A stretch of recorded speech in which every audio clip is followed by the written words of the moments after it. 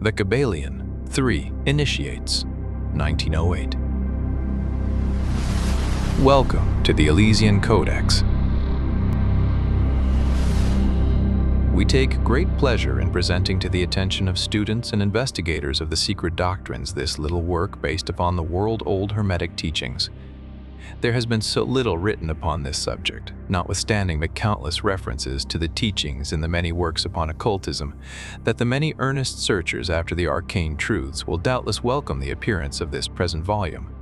The purpose of this work is not the enunciation of any special philosophy or doctrine, but rather is to give to the students a statement of the truth that will serve to reconcile the many bits of occult knowledge that they may have acquired, but which are apparently opposed to each other, and which often serve to discourage and disgust the beginner in the study.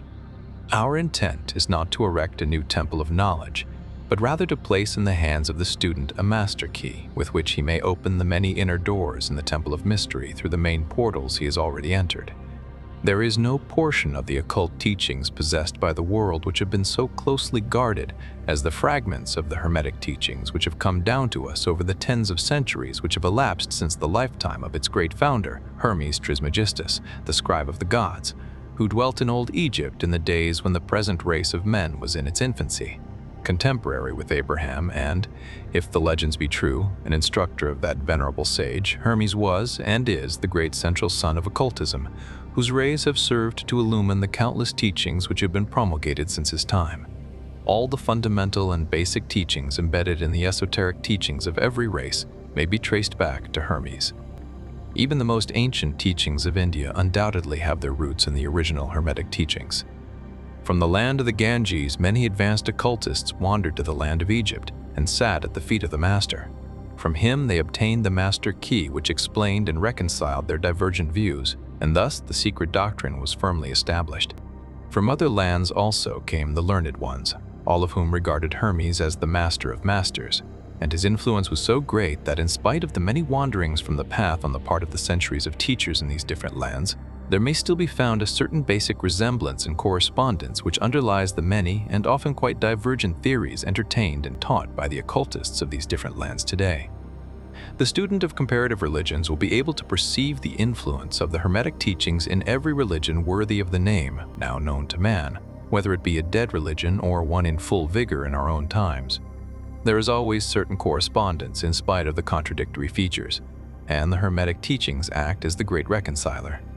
The life work of Hermes seems to have been in the direction of planting the great seed truth which has grown and blossomed in so many strange forms, rather than to establish a school of philosophy which would dominate the world's thought. But, nevertheless, the original truths taught by him have been kept intact in their original purity by a few men each age, who, refusing great numbers of half-developed students and followers, followed the Hermetic custom and reserved their truth for the few who were ready to comprehend and master it. From lip to ear, the truth has been handed down among the few. There have always been a few initiates in each generation, in the various lands of the earth, who kept alive the sacred flame of the Hermetic teachings, and such have always been willing to use their lamps to relight the lesser lamps of the outside world, when the light of truth grew dim and clouded by reason of neglect, and when the wicks became clogged with foreign matter. There were always a few to tend faithfully the altar of the truth, upon which was kept alight the perpetual lamp of wisdom. These men devoted their lives to the labor of love which the poet has so well stated in his lines, "Oh, let not the flame die out. Cherished age after age in its dark cavern, in its holy temples cherished, fed by pure ministers of love, let not the flame die out."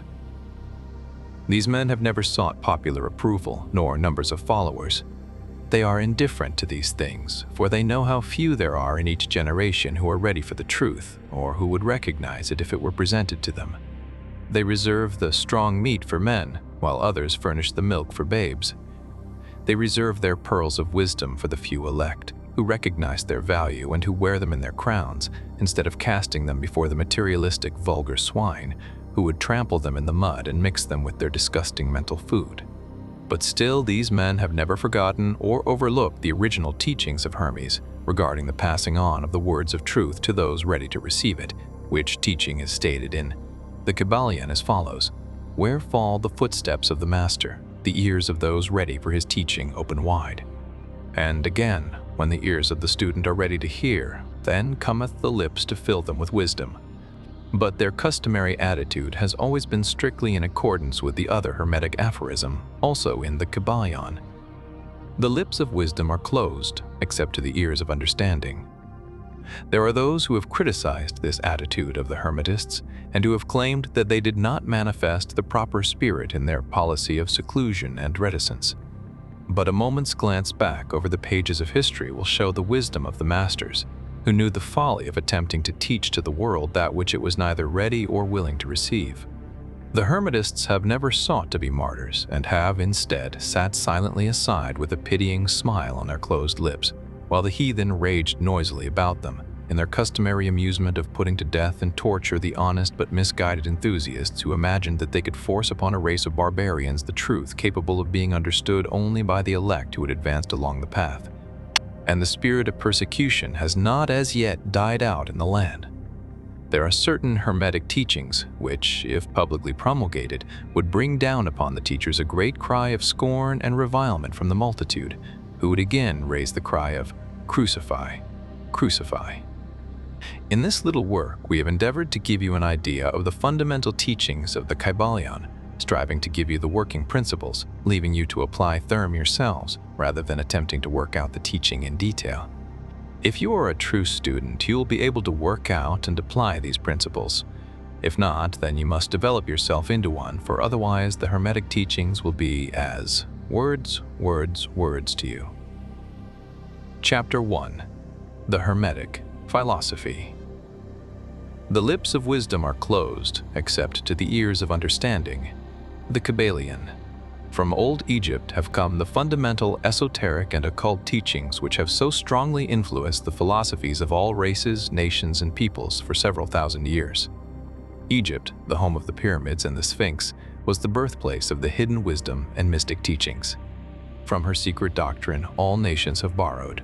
India, Persia, Chaldea, Media, China, Japan, Assyria, ancient Greece, and Rome, and other ancient countries partook liberally at the feast of knowledge which the hierophants and masters of the land of Isis so freely provided for those who came prepared to partake of the great store of mystic and occult lore which the masterminds of that ancient land had gathered together. In ancient Egypt dwelt the great adepts and masters who have never been surpassed, and who seldom have been equaled during the centuries that have taken their processional flight since the days of the great Hermes. In Egypt was located the great lodge of lodges of the mystics. At the doors of her temples entered the neophytes who afterward, as hierophants, adepts, and masters, traveled to the four corners of the earth, carrying with them the precious knowledge which they were ready, anxious, and willing to pass on to those who were ready to receive the same. All students of the occult recognize the debt that they owe to these venerable masters of that ancient land.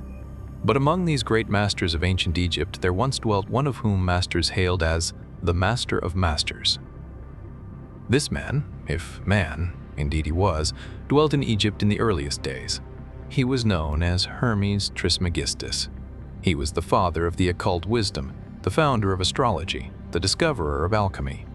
The details of his life story are lost to history, owing to the lapse of the years, though several of the ancient countries disputed with each other in their claims to the honor of having furnished his birthplace. And this thousands of years ago. The date of his sojourn in Egypt, in that his last incarnation on this planet, is not now known, but it has been fixed at the early days of the oldest dynasties of Egypt, long before the days of Moses. The best authorities regard him as a contemporary of Abraham, and some of the Jewish traditions go so far as to claim that Abraham acquired a portion of his mystic knowledge from Hermes himself. As the years rolled by after his passing from this plane of life, tradition recording that he lived 300 years in the flesh, the Egyptians deified Hermes and made him one of their gods under the name of Thoth. Years after, the people of ancient Greece also made him one of their many gods, calling him Hermes, the god of wisdom. The Egyptians revered his memory for many centuries, yes, tens of centuries, calling him the scribe of the gods and bestowing upon him distinctively his ancient title Trismegistus, which means the thrice great, the great, the greatest great, etc. In all the ancient lands, the name of Hermes Trismegistus was revered, the name being synonymous with the fount of wisdom. Even to this day, we use the term hermetic in the sense of secret, sealed so that nothing can escape, etc. And this by reason of the fact that the followers of Hermes always observed the principle of secrecy in their teachings. They did not believe in casting pearls before swine, but rather held to the teaching milk for babes, meat for strong men, both of which maxims are familiar to readers of the Christian scriptures, but both of which had been used by the Egyptians for centuries before the Christian era. And this policy of careful dissemination of the truth has always characterized the Hermetics, even unto the present day. The Hermetic teachings are to be found in all lands, among all religions, but never identified with any particular country nor with any particular religious sect. This because of the warning of the ancient teachers against allowing the secret doctrine to become crystallized into a creed. The wisdom of this caution is apparent to all students of history.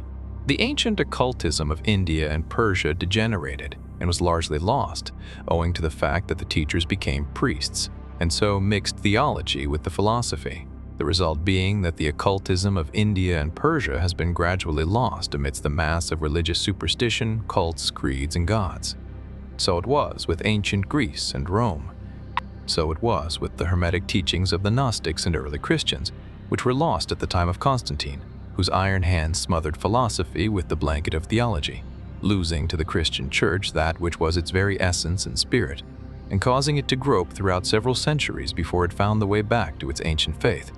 The indications apparent to all careful observers in this 20th century being that the Church is now struggling to get back to its ancient mystic teachings, but there were always a few faithful souls who kept alive the flame, tending it carefully and not allowing its light to become extinguished. And thanks to these staunch hearts and fearless minds, we have the truth still with us. But it is not found in books to any great extent. It has been passed along from master to student, from initiate to hierophant, from lip to ear. When it was written down at all, its meaning was veiled in terms of alchemy and astrology, so that only those possessing the key could read it aright. This was made necessary in order to avoid the persecutions of the theologians of the Middle Ages, who fought the secret doctrine with fire and sword, stake, gibbet, and cross. Even to this day there will be found but few reliable books on the Hermetic philosophy, although there are countless references to it in many books written on various phases of occultism. And yet, the Hermetic philosophy is the only master key which will open all the doors of the occult teachings. In the early days, there was a compilation of certain basic Hermetic doctrines, passed on from teacher to student, which was known as the Kybalion, the exact significance and meaning of the term having been lost for several centuries. This teaching, however, is known to many to whom it has descended from mouth to ear, on and on throughout the centuries. Its precepts have never been written down or printed so far as we know. It was merely a collection of maxims, axioms, and precepts, which were non-understandable to outsiders, but which were readily understood by students, after the axioms, maxims, and precepts had been explained and exemplified by the Hermetic initiates to their neophytes. These teachings really constituted the basic principles of the art of Hermetic alchemy, which, contrary to the general belief, dealt in the mastery of mental forces rather than material elements. The transmutation of one kind of mental vibrations into others, instead of the changing of one kind of metal into another. The legends of the Philosopher's Stone, which would turn base metal into gold, was an allegory relating to Hermetic philosophy, readily understood by all students of true Hermeticism. In this little book, of which this is the first lesson, we invite our students to examine into the Hermetic teachings, as set forth in the Kybalion, and as explained by ourselves, humble students of the teachings who, while bearing the title of initiates, are still students at the feet of Hermes, the Master. We herein give you many of the maxims, axioms, and precepts of the Kybalion, accompanied by explanations and illustrations which we deem likely to render the teachings more easily comprehended by the modern student, particularly as the original text is purposely veiled in obscure terms. The original maxims, axioms, and precepts of the Kybalion are printed herein, in italics, the proper credit being given. Our own work is printed in the regular way, in the body of the work. We trust that the many students to whom we now offer this little work will derive as much benefit from the study of its pages as have the many who have gone on before, treading the same path to mastery throughout the centuries that have passed since the times of Hermes Trismegistus, the master of masters, the great. in the words of the Kybalion, "Where fall the footsteps of the master, the ears of those ready for his teaching open wide." The Kybalion. When the ears of the student are ready to hear, then cometh the lips to fill them with wisdom. The Kybalion. So that according to the teachings, the passage of this book to those ready for the instruction will attract the attention of such as are prepared to receive the teaching. And likewise, when the pupil is ready to receive the truth, then will this little book come to him or her. Such is the law. The Hermetic principle of cause and effect, in its aspect of the law of attraction, will bring lips and ear together, pupil and book in company. So mote it be. Chapter 2. The Seven Hermetic Principles. The principles of truth are seven. He who knows these understandingly possesses the magic key before whose touch all the doors of the temple fly open. The Kybalion. The seven Hermetic principles, upon which the entire Hermetic philosophy is based, are as follows. 1. The principle of mentalism. 2. The principle of correspondence. 3. The principle of vibration. 4. The principle of polarity. 5. The principle of rhythm. 6. The principle of cause and effect. 7. The principle of gender. These seven principles will be discussed and explained as we proceed with these lessons. A short explanation of each, however, may as well be given at this point. 1. The principle of mentalism. The all is mind, the universe is mental. The Kybalion. This principle embodies the truth that all is mind.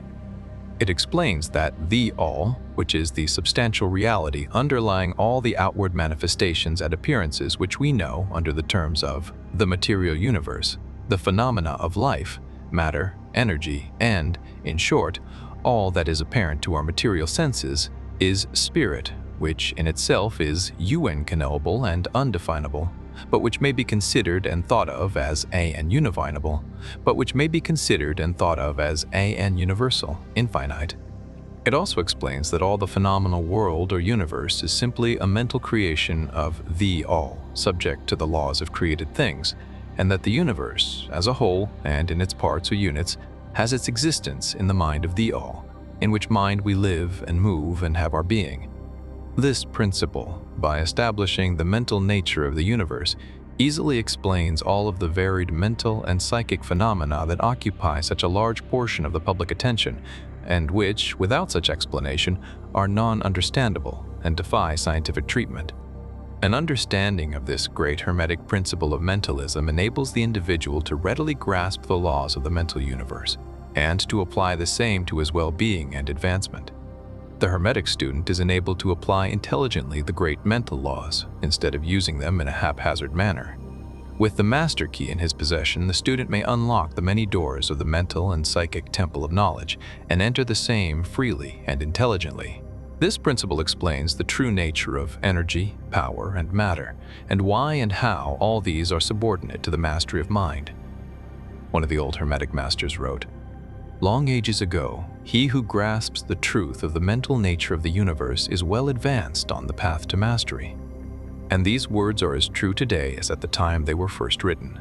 Without this master key, mastery is impossible, and the student knocks in vain at the many doors of the temple. 2. The principle of correspondence. As above, so below, as below, so above. This principle embodies the truth that there is always a correspondence between the laws and phenomena of the various planes of being and life. The old Hermetic axiom ran in these words, "As above, so below, as below, so above." And the grasping of this principle gives one the means of solving many a dark paradox and hidden secret of nature. There are planes beyond our knowing, but when we apply the principle of correspondence to them, we are able to understand much that would otherwise be unknowable to us. This principle is of universal application and manifestation on the various planes of the material, mental, and spiritual universe. It is an universal law. The ancient Hermetists considered this principle as one of the most important mental instruments by which man was able to pry aside the obstacles which hid from view the unknown. Its use even tore aside the veil of Isis to the extent that a glimpse of the face of the goddess might be caught. Just as a knowledge of the principles of geometry enables man to measure distant suns and their movements, While seated in his observatory, so a knowledge of the principle of correspondence enables man to reason intelligently from the known to the unknown. Studying the monad, he understands the archangel. 3. The principle of vibration. Nothing rests, everything moves, everything vibrates. The Kybalion. This principle embodies the truth that everything is in motion, everything vibrates, nothing is at rest, facts which modern science endorses and which each new scientific discovery tends to verify. And yet this Hermetic principle was enunciated thousands of years ago by the masters of ancient Egypt. This principle explains that the differences between different manifestations of matter, energy, mind, and even spirit result largely from varying rates of vibration. From the all, which is pure spirit, down to the grossest form of matter, all is in vibration. The higher the vibration, the higher the position in the scale.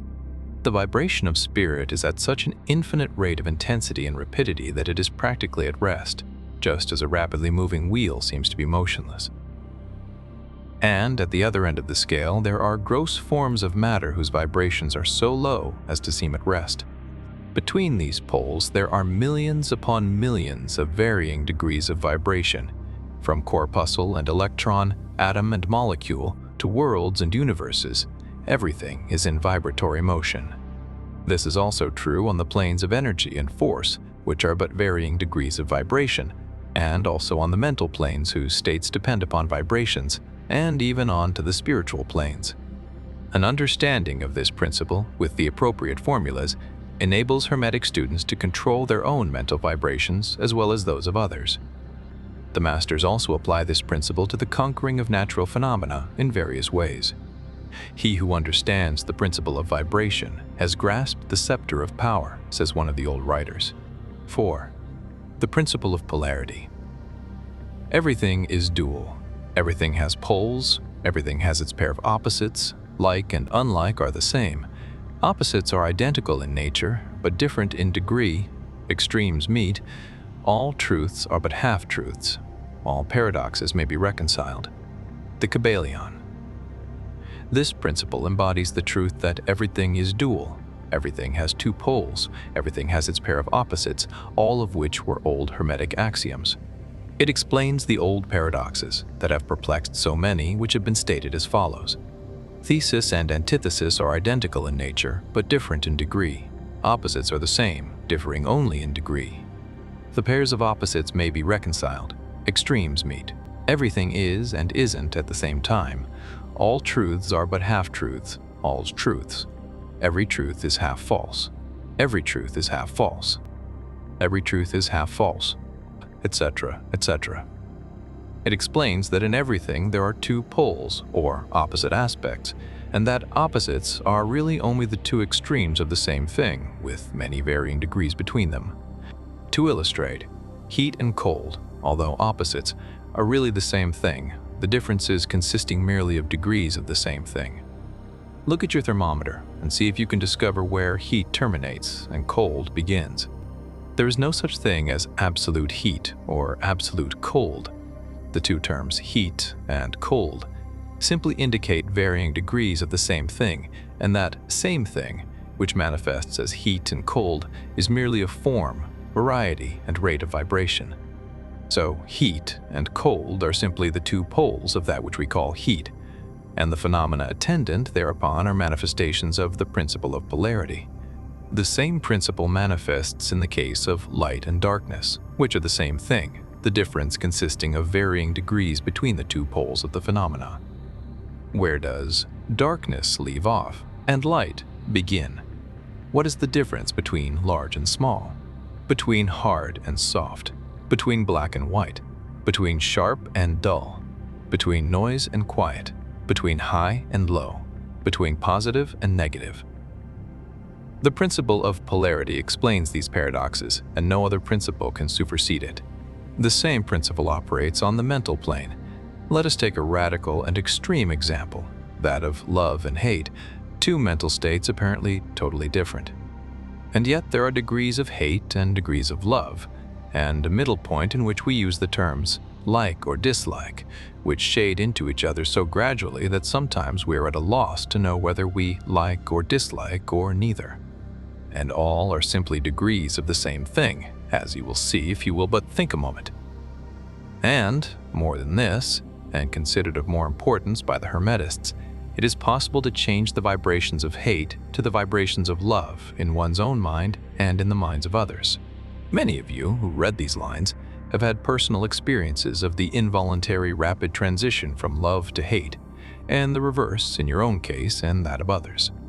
And you will therefore realize the possibility of this being accomplished by the use of the will, by means of the Hermetic formulas. Good and evil are but the poles of the same thing, and the Hermetist understands the art of transmuting evil into good by means of an application of the principle of polarity. In short, the art of polarization becomes a phase of mental alchemy known and practiced by the ancient and modern Hermetic masters. An understanding of the principle will enable one to change his own polarity as well as that of others, if he will devote the time and study necessary to master the art. 5. The principle of rhythm. Everything flows, out and in, everything has its tides, all things rise and fall. The pendulum swing manifests in everything. The measure of the swing to the right is the measure of the swing to the left. Rhythm compensates. The Kybalion. This principle embodies the truth that in everything there is manifested a measured motion, to and fro, a flow and inflow, a swing backward and forward, a pendulum-like movement, a tide-like ebb and flow, a high tide and low tide, between the two poles which exist in accordance with the principle of polarity described a moment ago. There is always an action and a reaction, an advance and a retreat, a rising and a sinking. This is in the affairs of the universe, suns, worlds, men, animals, mind, energy, and matter. This law is manifest in the creation and destruction of worlds, in the rise and fall of nations, in the life of all things, and finally in the mental states of man. And it is with this latter that the Hermetists find the understanding of the principle most important. The Hermetists have grasped this principle, finding its universal application, and have also discovered certain means to overcome its effects in themselves by the use of the appropriate formulas and methods. They apply the mental law of neutralization. They cannot annul the principle or cause it to cease its operation, but they have learned how to escape its effects upon themselves to a certain degree depending upon the mastery of the principle. They have learned how to USE it instead of being USED by it. In this and similar methods consists the art of the Hermetists. The master of Hermetics polarizes himself at the point at which he desires to rest, and then neutralizes the rhythmic swing of the pendulum which would tend to carry him to the other pole. All individuals who have attained any degree of self-mastery do this to a certain degree, more or less unconsciously, but the master does this consciously and by the use of his will, and attains a degree of poise and mental firmness almost impossible of belief on the part of the masses who are swung backward and forward like a pendulum. This principle and that of polarity have been closely studied by the Hermetists, and the methods of counteracting, neutralizing, and using them form an important part of the Hermetic mental alchemy. 6. The principle of cause and effect. Every cause has its effect. Every effect has its cause. Everything happens according to law. Chance is but a name for law not recognized. There are many planes of causation, but nothing escapes the law. The Kybalion. This principle embodies the fact that there is a cause for every effect, an effect from every cause. It explains that everything happens according to law, that nothing ever merely happens, that there is no such thing as chance, that while there are various planes of cause and effect, the higher dominating the lower planes, still nothing ever entirely escapes the law. The Hermetists understand the art and methods of rising above the ordinary plane of cause and effect to a certain degree, and by mentally rising to a higher plane they become causers instead of effects. The masses of people are carried along, obedient to environment, the wills and desires of others stronger than themselves, heredity, suggestion, and other outward causes, moving them about like pawns on the chessboard of life. But the masters, rising to the plane above, dominate their moods, characters, qualities, and powers, as well as the environment surrounding them, and become movers instead of pawns. They help to play the game of life instead of being played and moved about by other wills and environment. They USC the principle instead of being its tools. The masters obey the causation of the higher planes, but they help to rule on their own plane. In this statement, there is condensed a wealth of Hermetic knowledge. Let him read who can. 7. The principle of gender. Gender is in everything. Everything has its masculine and feminine principles. Gender manifests on all planes. The Kybalion. This principle embodies the truth that there is gender manifested in everything, the masculine and feminine principles ever at work. This is true not only of the physical plane, but of the mental and even the spiritual planes. On the physical plane, the principle manifests as sex. On the higher planes, it takes higher forms, but the principle is ever the same. No creation, physical, mental, or spiritual, is possible without this principle. An understanding of its laws will throw light on many a subject that has perplexed the minds of men. The principle of gender works ever in the direction of generation, regeneration, and creation. Everything and every person contains the two elements or principles, or this great principle, within it, him or her. Every male thing has the female element also. Every female contains also the male principle. If you would understand the philosophy of mental and spiritual creation, generation, and regeneration, you must understand and study this Hermetic principle. It contains the solution of many mysteries of life. We caution you that this principle has no reference to the many base, pernicious, and degrading lustful theories, teachings, and practices which are taught under fanciful titles, and which are prostitution of the great natural principle of gender. Such base revivals of the ancient infamous forms of phallicism tend to ruin mind, body, and soul, and the Hermetic philosophy has ever sounded the warning note against these degraded teachings which tend toward lust, licentiousness, and perversion of nature's principles. If you seek such teachings, you must go elsewhere for them. Hermeticism contains nothing for you along these lines. To the pure, all things are pure. To the base, all things are base. Chapter 3. Mental transmutation. Mind, as well as metals and elements, may be transmuted from state to state, degree to degree, condition to condition, pole to pole, vibration to vibration. True Hermetic transmutation is a mental art. The Kybalion. As we have stated, the Hermetists were the original alchemists, astrologers, and psychologists, Hermes having been the founder of these schools of thought. From astrology has grown modern astronomy. From alchemy has grown modern chemistry. From the mystic psychology has grown the modern psychology of the schools. But it must not be supposed that the ancients were ignorant of that which the modern schools suppose to be their exclusive and special property. The records engraved on the stones of ancient Egypt show conclusively that the ancients had a full comprehensive knowledge of astronomy, the very building of the pyramids showing the connection between their design and the study of astronomical science. Nor were they ignorant of chemistry, for the fragments of the ancient writings showed that they were acquainted with the chemical properties of things. In fact, the ancient theories regarding physics are being slowly verified by the latest discoveries of modern science, notably those relating to the constitution of matter. Nor must it be supposed that they were ignorant of the so-called modern discoveries in psychology. On the contrary, the Egyptians were especially skilled in the science of psychology, particularly in the branches that the modern schools ignore, but which nevertheless are being uncovered under the name of psychic science, which is perplexing the psychologists of today and making them reluctantly admit that there may be something in it after all. The truth is that beneath the material chemistry, astronomy, and psychology, that is, the psychology in its phase of brain action, the ancients possessed a knowledge of transcendental astronomy, called astrology, of transcendental chemistry, called alchemy, of transcendental psychology, called mystic psychology. They possessed the inner knowledge as well as the outer knowledge, the latter alone being possessed by modern scientists. Among the many secret branches of knowledge possessed by the Hermetists was that known as mental transmutation, which forms the subject matter of this lesson. Transmutation is a term usually employed to designate the ancient art of the transmutation of metals, particularly of the base metals into gold. The word transmute means to change from one nature, form, or substance into another, to transform, Webster.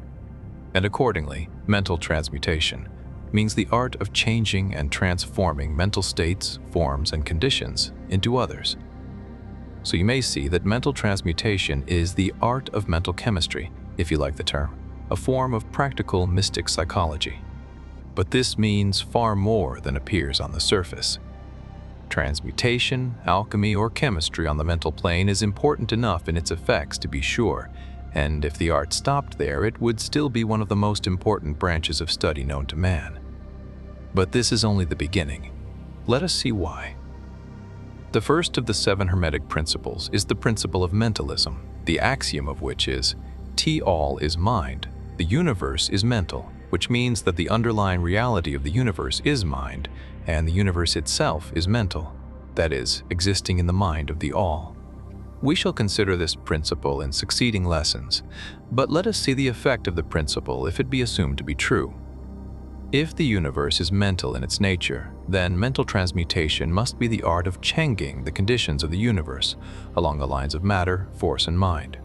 So you see, therefore, that mental transmutation is really the magic of which the ancient writers had so much to say in their mystical works, and about which they gave so few practical instructions. If all be mental, then the art which enables one to transmute mental conditions must render the master the controller of material conditions, as well as those ordinarily called mental. As a matter of fact, none but advanced mental alchemists have been able to attain the degree of power necessary to control the grosser physical conditions, such as the control of the elements of nature, the production or cessation of tempests, the production and cessation of earthquakes and other great physical phenomena. But that such men have existed and do exist today is a matter of earnest belief to all advanced occultists of all schools. That the masters exist and have these powers, the best teachers assure their students, having had experiences which justify them in such belief and statements. These masters do not make public exhibitions of their powers, but seek seclusion from the crowds of men in order to better work their may along the path of attainment. We mention their existence at this point merely to call your attention to the fact that their power is entirely mental and operates along the lines of the higher mental transmutation under the Hermetic principle of mentalism. The universe is mental, the Kybalion. But students and Hermetists of lesser degree than masters, the initiates and teachers, are able to freely work along the mental plane in mental transmutation. In fact, all that we call psychic phenomena, mental influence, mental science, new thought phenomena, etc., operates along the same general lines, for there is but one principle involved, no matter by what name the phenomena be called. The student and practitioner of mental transmutation works among the mental plane, transmuting mental conditions, states, etc., into others according to various formulas more or less efficacious. The various treatments, affirmations, denials, etc. of the schools of mental science are but formulas, often quite imperfect and unscientific, of the Hermetic art. The majority of modern practitioners are quite ignorant compared to the ancient masters, for they lack the fundamental knowledge upon which the work is based. Not only may the mental states, etc., of oneself be changed or transmuted by Hermetic methods, but also the states of others may be and are constantly transmuted in the same way, usually unconsciously, but often consciously by some understanding the laws and principles in cases where the people affected are not informed of the principles of self-protection. And more than this, as many students and practitioners of modern mental science know, every material condition depending upon the minds of other people may be changed or transmuted in accordance with the earnest desire, will, and treatments of person desiring changed conditions of life. The public are so generally informed regarding these things at present that we do not deem it necessary to mention the same at length, our purpose at this point being merely to show the Hermetic principle and art underlying all of these various forms of practice, good and evil, for the force can be used in opposite directions according to the Hermetic principles of polarity. In this little book, we shall state the basic principles of mental transmutation, that all who read may grasp the underlying principles, and thus possess the master key that will unlock the many doors of the principle of polarity. We shall now proceed to a consideration of the first of the Hermetic Seven Principles, the principle of mentalism, in which is explained the truth that the all is mind, the universe is mental, in the words of the Kybalion. We ask the close attention and careful study of this great principle on the part of our students, for it is really the basic principle of the whole Hermetic philosophy and of the Hermetic art of mental transmutation. Chapter 4. The All. Under and back of the universe of time, space, and change is ever to be found the substantial reality, the fundamental truth, the Kybalion. Substance means that which underlies all outward manifestations, the essence, the essential reality, the thing in itself, etc. Substantial means actually existing, being the essential element, being real, etc. Reality means the state of being real, true, enduring, valid, fixed, permanent, actual, etc. Under and behind all outward appearances or manifestations, there must always be a substantial reality. This is the law. Man, considering the universe, of which he is a unit, sees nothing but change in matter, forces, and mental states. He sees that nothing really is, but that everything is becoming and changing. Nothing stands still. Everything is being born, growing, dying. The very instant a thing reaches its height, it begins to decline. The law of rhythm is in constant operation. There is no reality, enduring quality, fixity, or substantiality in anything. Nothing is permanent but change. He sees all things evolving from other things and resolving into other things. Constant action and reaction, inflow and outflow, building up and tearing down, creation and destruction, birth, growth, and death. Nothing endures but change. And if he be a thinking man, he realizes that all of these changing things must be but outward appearances or manifestations of some underlying power, some substantial reality. All thinkers, in all lands and in all times, have assumed the necessity for postulating the existence of this substantial reality. All philosophies worthy of the name have been based upon this thought. Men have given to this substantial reality many names. Some have called it by the term of deity under many titles. Others have called it the infinite and eternal energy. Others have tried to call it matter, but all have acknowledged its existence. It is self-evident it needs no argument. In these lessons we have followed the example of some of the world's greatest thinkers, both ancient and modern, the Hermetic masters, and have called this underlying power, this substantial reality, by the Hermetic name of the All, which term we consider the most comprehensive of the many terms applied by man to that which transcends names and terms. We accept and teach the view of the great Hermetic thinkers of all times, as well as of those illumined souls who have reached higher planes of being, both of whom assert that the inner nature of the All is unknowable. This must be so, for naught by the All itself can comprehend its own nature and being. The Hermetists believe and teach that the All, in itself, is and must ever be unknowable. They regard all the theories, guesses, and speculations of the theologians and metaphysicians regarding the inner nature of the All as but the childish efforts of mortal minds to grasp the secret of the infinite.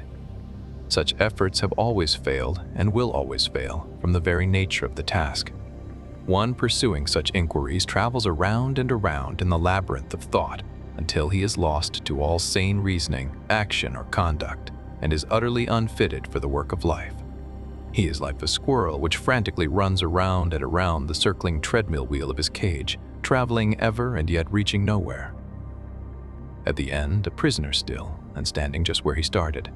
And still more presumptuous are those who attempt to ascribe to the All the personality, qualities, properties, characteristics, and attributes of themselves, ascribing to the All the human emotions, feelings, and characteristics, even down to the pettiest qualities of mankind, such as jealousy, susceptibility to flattery and praise, desire for offerings and worship, and all the other survivals from the days of the childhood of the race. Such ideas are not worthy of grown men and women and are rapidly being discarded. At this point, it may be proper for me to state that we make a distinction between religion and theology, between philosophy and metaphysics. Religion, to us, means that intuitional realization of the existence of the All and one's relationship to it, While theology means the attempts of men to ascribe personality, qualities, and characteristics to it, their theories regarding its affairs, will, desires, plans, and designs, and their assumption of the office of middlemen between the all and the people. Philosophy, to us, means the inquiry after knowledge of things knowable and thinkable, while metaphysics means the attempt to carry the inquiry over and beyond the boundaries and into regions unknowable and unthinkable, and with the same tendency as that of theology. And consequently, both religion and philosophy mean to us things having roots in reality, while theology and metaphysics seem like broken reeds rooted in the quicksands of ignorance and affording naught but the most insecure support for the mind or soul of man. We do not insist upon our students accepting these definitions. We mention them merely to show our position. At any rate, you shall hear very little about theology and metaphysics in these lessons.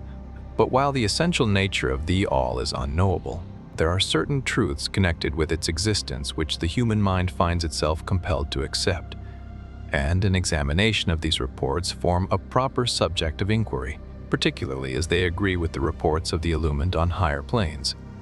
And to this inquiry we now invite you. That which is the fundamental truth, the substantial reality, is beyond true naming, but the wise men call it the all, the Kybalion. In its essence, the all is unknowable, the Kybalion.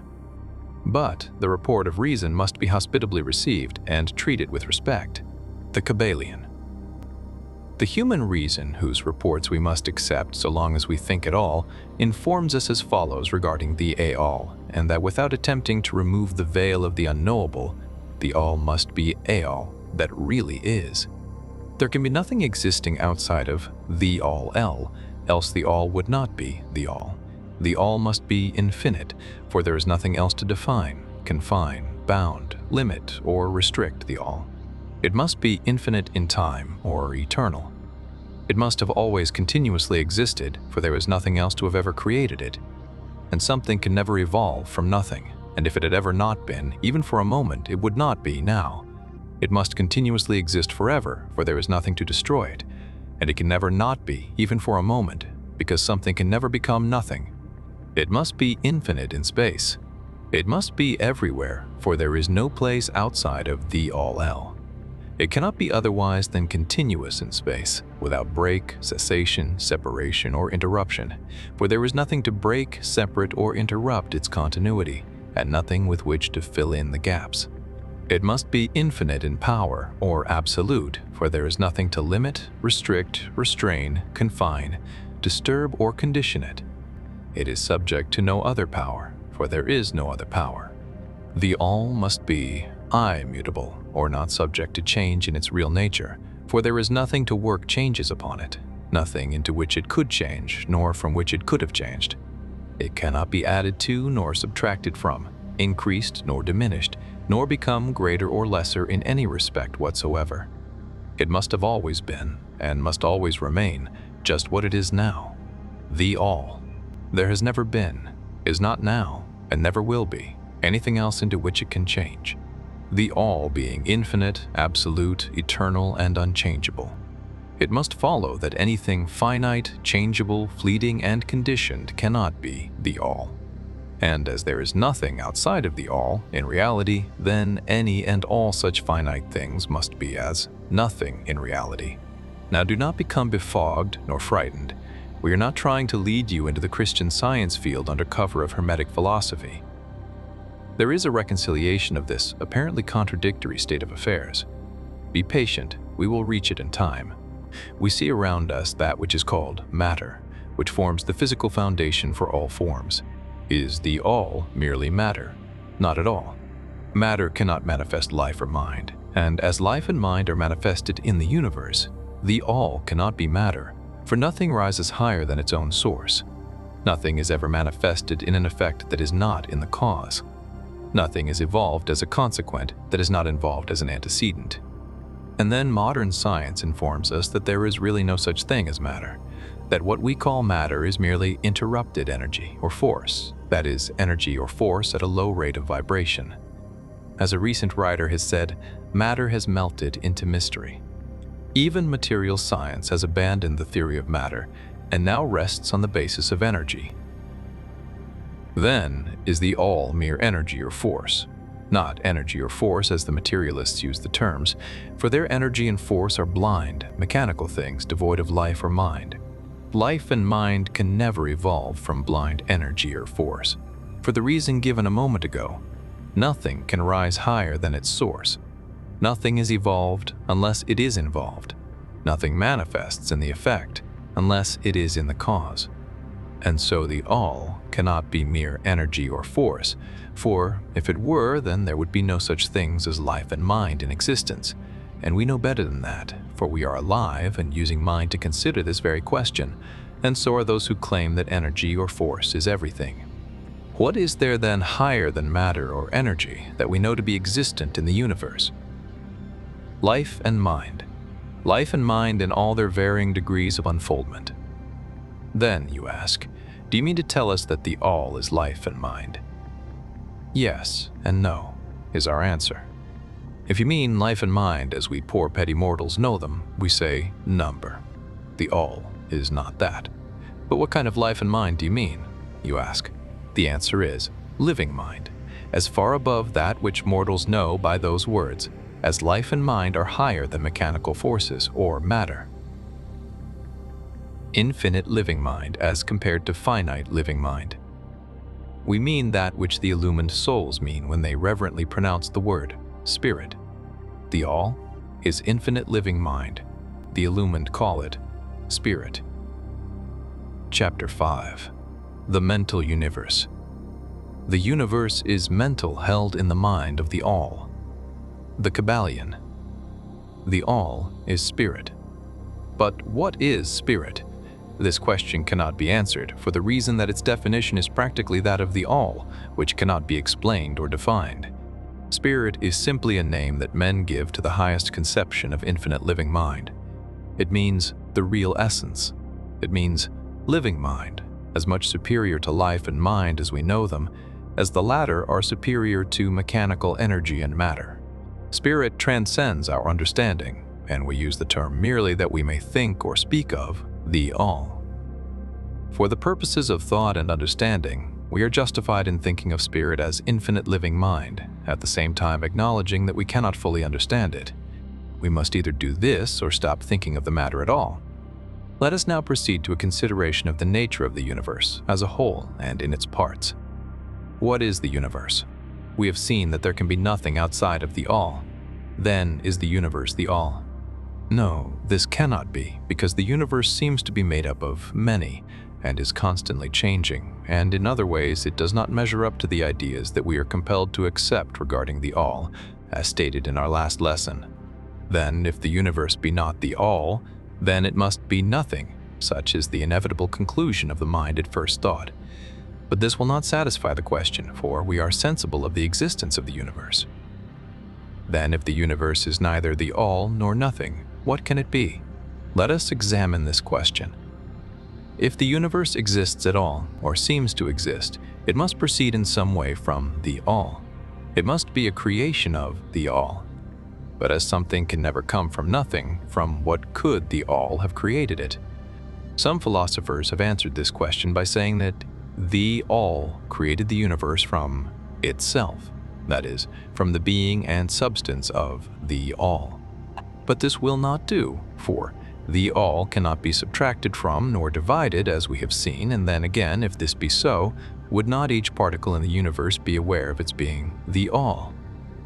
The all could not lose its knowledge of itself, nor actually become an atom, or blind force, or lowly living thing. Some men, indeed, realizing that the all is indeed all, and also recognizing that they, the men, existed, have jumped to the conclusion that they and the all were identical, and they have filled the air with shouts of, "I am God," to the amusement of the multitude and the sorrow of sages. The claim of the corpuscle that "I am man" would be modest in comparison.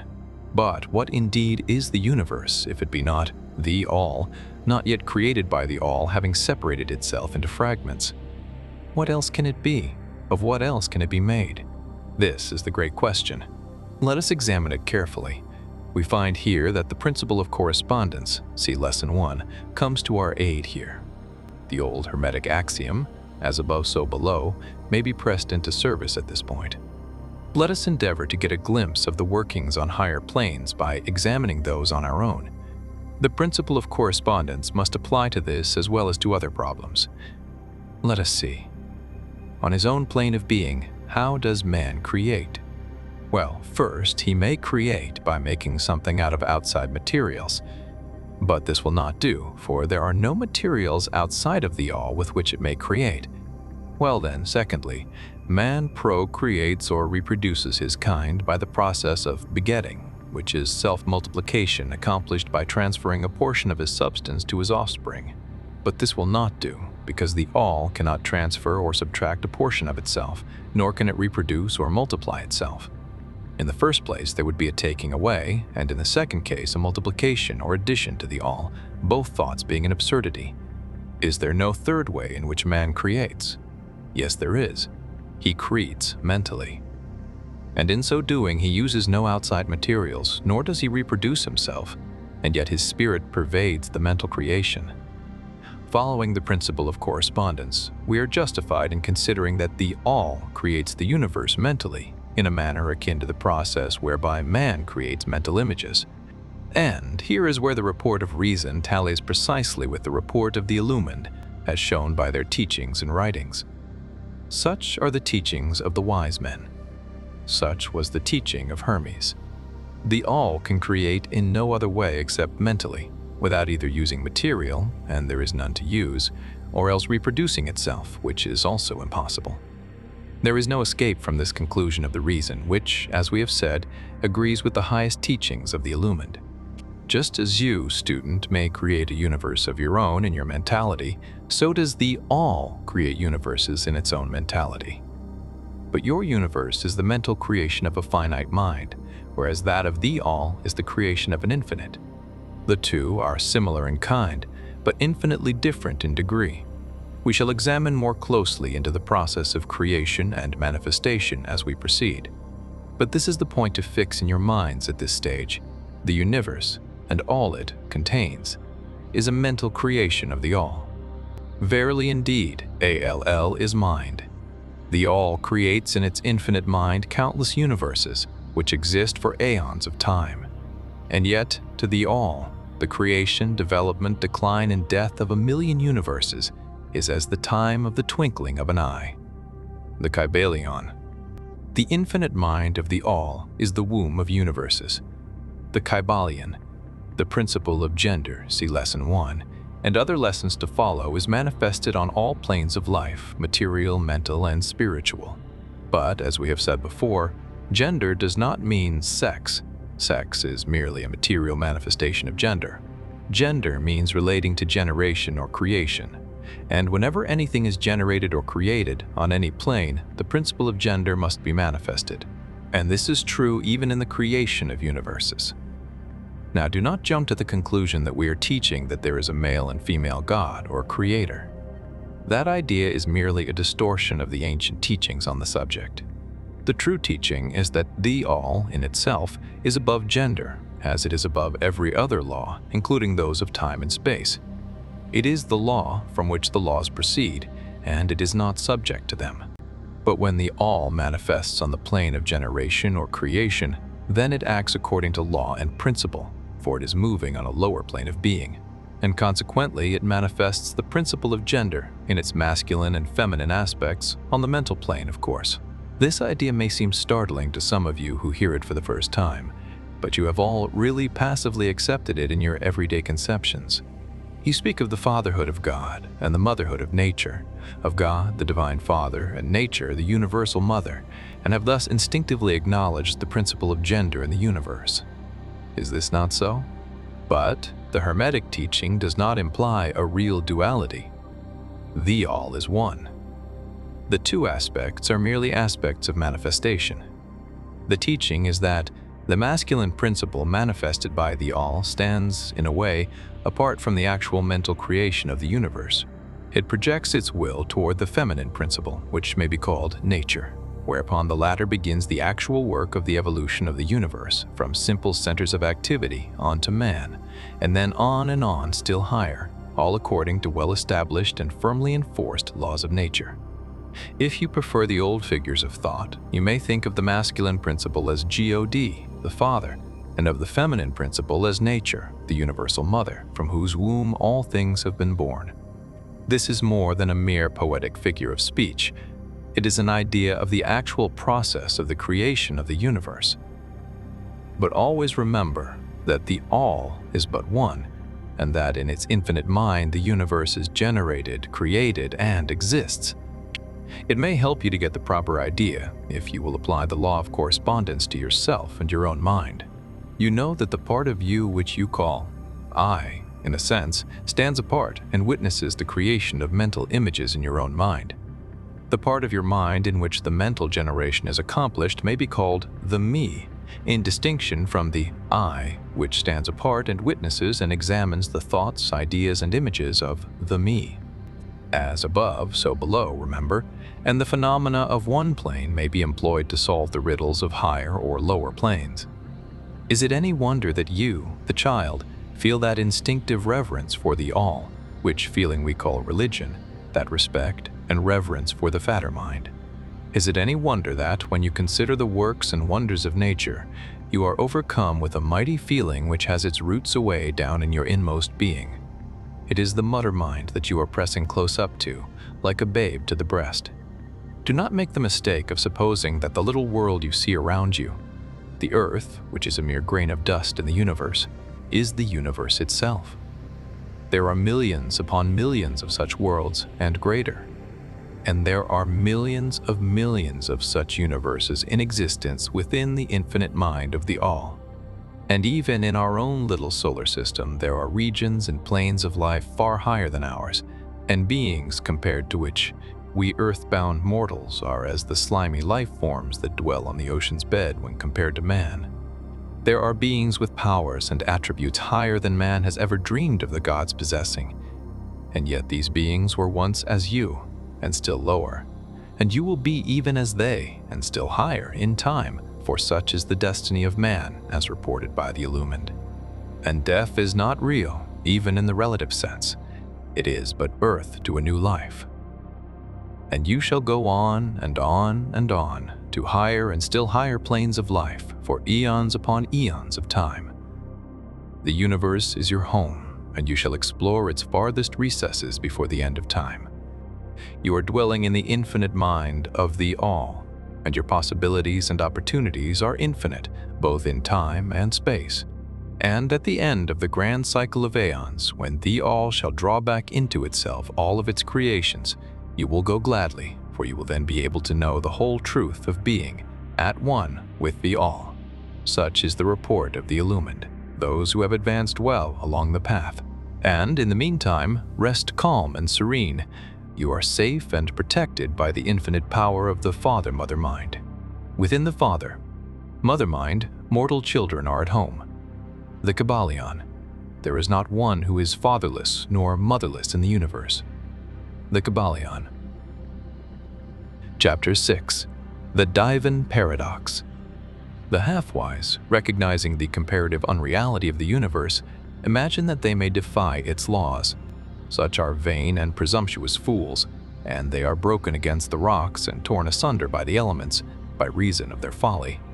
The truly wise, knowing the nature of the universe, use law against laws, the higher against the lower, and by the art of alchemy, transmute that which is undesirable into that which is worthy, and thus triumph. Mastery consists not in abnormal dreams, visions, and fantastic imaginings or living, but in using the higher forces against the lower, escaping the pains of the lower planes by vibrating on the higher. Transmutation, not presumptuous denial, is the weapon of the master. The Kybalion.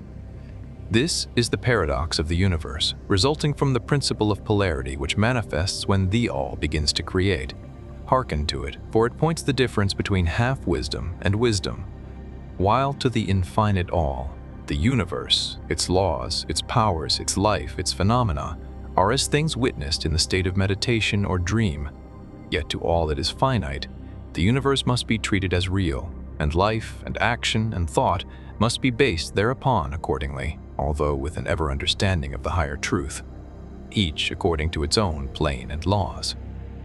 Were the all to imagine that the universe were indeed reality, then woe to the universe, for there would be then no escape from lower to higher, divineward.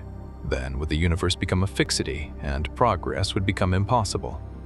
And if man, owing to half-wisdom, acts and lives and thinks of the universe as merely a dream, akin to his own finite dreams, then indeed does it so become for him, and like a sleepwalker he stumbles ever around and around in a circle, making no progress, and being forced into an awakening at last by his falling bruised and bleeding over the natural laws which he ignored. Keep your mind ever on the star, but let your eyes watch over your footsteps, lest you fall into the mire by reason of your upward gaze. Remember the divine paradox, that while the universe I is not, still IT is. Remember ever the two poles of truth, the absolute and the relative. Beware of half-truths. What Hermetists know as the law of paradox is an aspect of the principle of polarity. The Hermetic writings are filled with references to the appearance of the paradox in the consideration of the problems of life and being.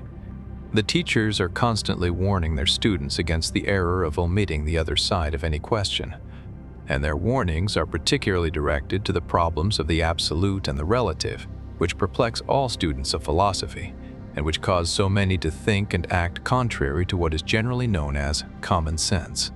And we caution all students to be sure to grasp the divine paradox of the absolute and relative, lest they become entangled in the mire of the half-truth. With this in view, this particular lesson has been written. Read it carefully. The first thought that comes to the thinking man after he realizes the truth that the universe is a mental creation of the All is that the universe and all that it contains is a mere illusion, an unreality, against which idea his instincts revolt. But this, like all other great truths, must be considered both from the absolute and the relative points of view. From the absolute viewpoint, of course, the universe is in the nature of an illusion, a dream, a phantasmagoria, as compared to the All in itself. We recognize this even in our ordinary view, for we speak of the world as a fleeting show that comes and goes, is born and dies. For the element of impermanence and change, finiteness and unsubstantiality must ever be connected with the idea of a created universe when it is contrasted with the idea of the All, no matter what may be our beliefs concerning the nature of both. Philosopher, metaphysician, scientist, and theologian all agree upon this idea, and the thought is found in all forms of philosophical thought and religious conceptions, as well as in the theories of the respective schools of metaphysics and theology. So, the Hermetic teachings do not preach the unsubstantiality of the universe in any stronger terms than those more familiar to you, although their presentation of the subject may seem somewhat more startling. Anything that has a beginning and an ending must be, in a sense, unreal and untrue, and the universe comes under the rule in all schools of thought. From the absolute point of view, there is nothing real except the All, no matter what terms we may use in thinking of or discussing the subject. Whether the universe be created of matter, or whether it be a mental creation in the mind of the All, it is unsubstantial, non-enduring, a thing of time, space, and change. We want you to realize this fact thoroughly before you pass judgment on the Hermetic conception of the mental nature of the universe. Think over any and all of the other conceptions and see whether this be not true of them. But the absolute point of view shows merely one side of the picture. The other side is the relative one. Absolute truth has been defined as things as the mind of God knows them, while relative truth is things as the highest reason of man understands them. And so, while to the All the universe must be unreal and illusionary, a mere dream or result of meditation, nevertheless, to the finite minds forming a part of that universe and viewing it through mortal faculties, the universe is very real indeed and must be so considered. In recognizing the absolute view, we must not make the mistake of ignoring or denying the facts and phenomena of the universe as they present themselves to our mortal faculties. We are not the All, remember. To take familiar illustrations, we all recognize the fact that matter exists to our senses. We will fare badly if we do not. And yet, Even our finite minds understand the scientific dictum that there is no such thing as matter from a scientific point of view. That which we call matter is held to be merely an aggregation of atoms, which atoms themselves are merely a grouping of units of force called electrons or ions, vibrating and in constant circular motion. We kick a stone and we feel the impact. It seems to be real, notwithstanding that we know it to be merely what we have stated above. But remember that our foot, which feels the impact by means of our brains, is likewise matter, so constituted of electrons, and for that matter, so are our brains. And, at the best, if it were not by reason of our mind, we would not know the foot or stone at all. Then again, the ideal of the artist or sculptor, which he is endeavoring to reproduce in stone or on canvas, seems very real to him. So do the characters in the mind of the author or dramatist, which he seeks to express so that others may recognize them. And if this be true in the case of our finite minds, what must be the degree of reality in the mental images created in the mind of the infinite? Oh, friends to mortals, this universe of mentality is very real indeed. It is the only one we can ever know, though we rise from plane to plane higher and higher in it. To know it otherwise but actual experience, we must be the all itself. It is true that the higher we rise in the scale, the nearer to the mind of the Father we reach, the more apparent becomes the illusory nature of finite things, but not until the all finally withdraws us into itself does the vision actually vanish. So, we need not dwell upon the feature of illusion. Rather, let us, recognizing the real nature of the universe, seek to understand its mental laws, and endeavor to use them to the best effect in our upward progress through life, as we travel from plane to plane of being.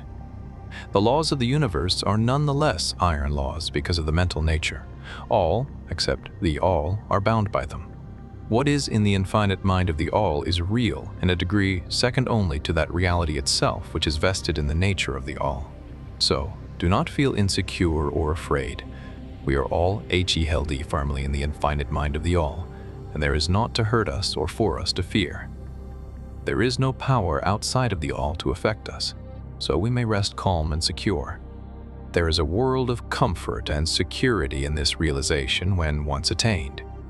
Then calm and peaceful do we sleep, rocked in the cradle of the deep, resting safely on the bosom of the ocean of infinite mind, which is the all. In the all, indeed, do we live and move and have our being. Matter is nonetheless matter to us, while we dwell on the plane of matter, although we know it to be merely an aggregation of electrons or particles of force, vibrating rapidly and gyrating around each other in the formations of atoms, the atoms in turn vibrating and gyrating, forming molecules, which latter in turn form larger masses of matter. Nor does matter become less.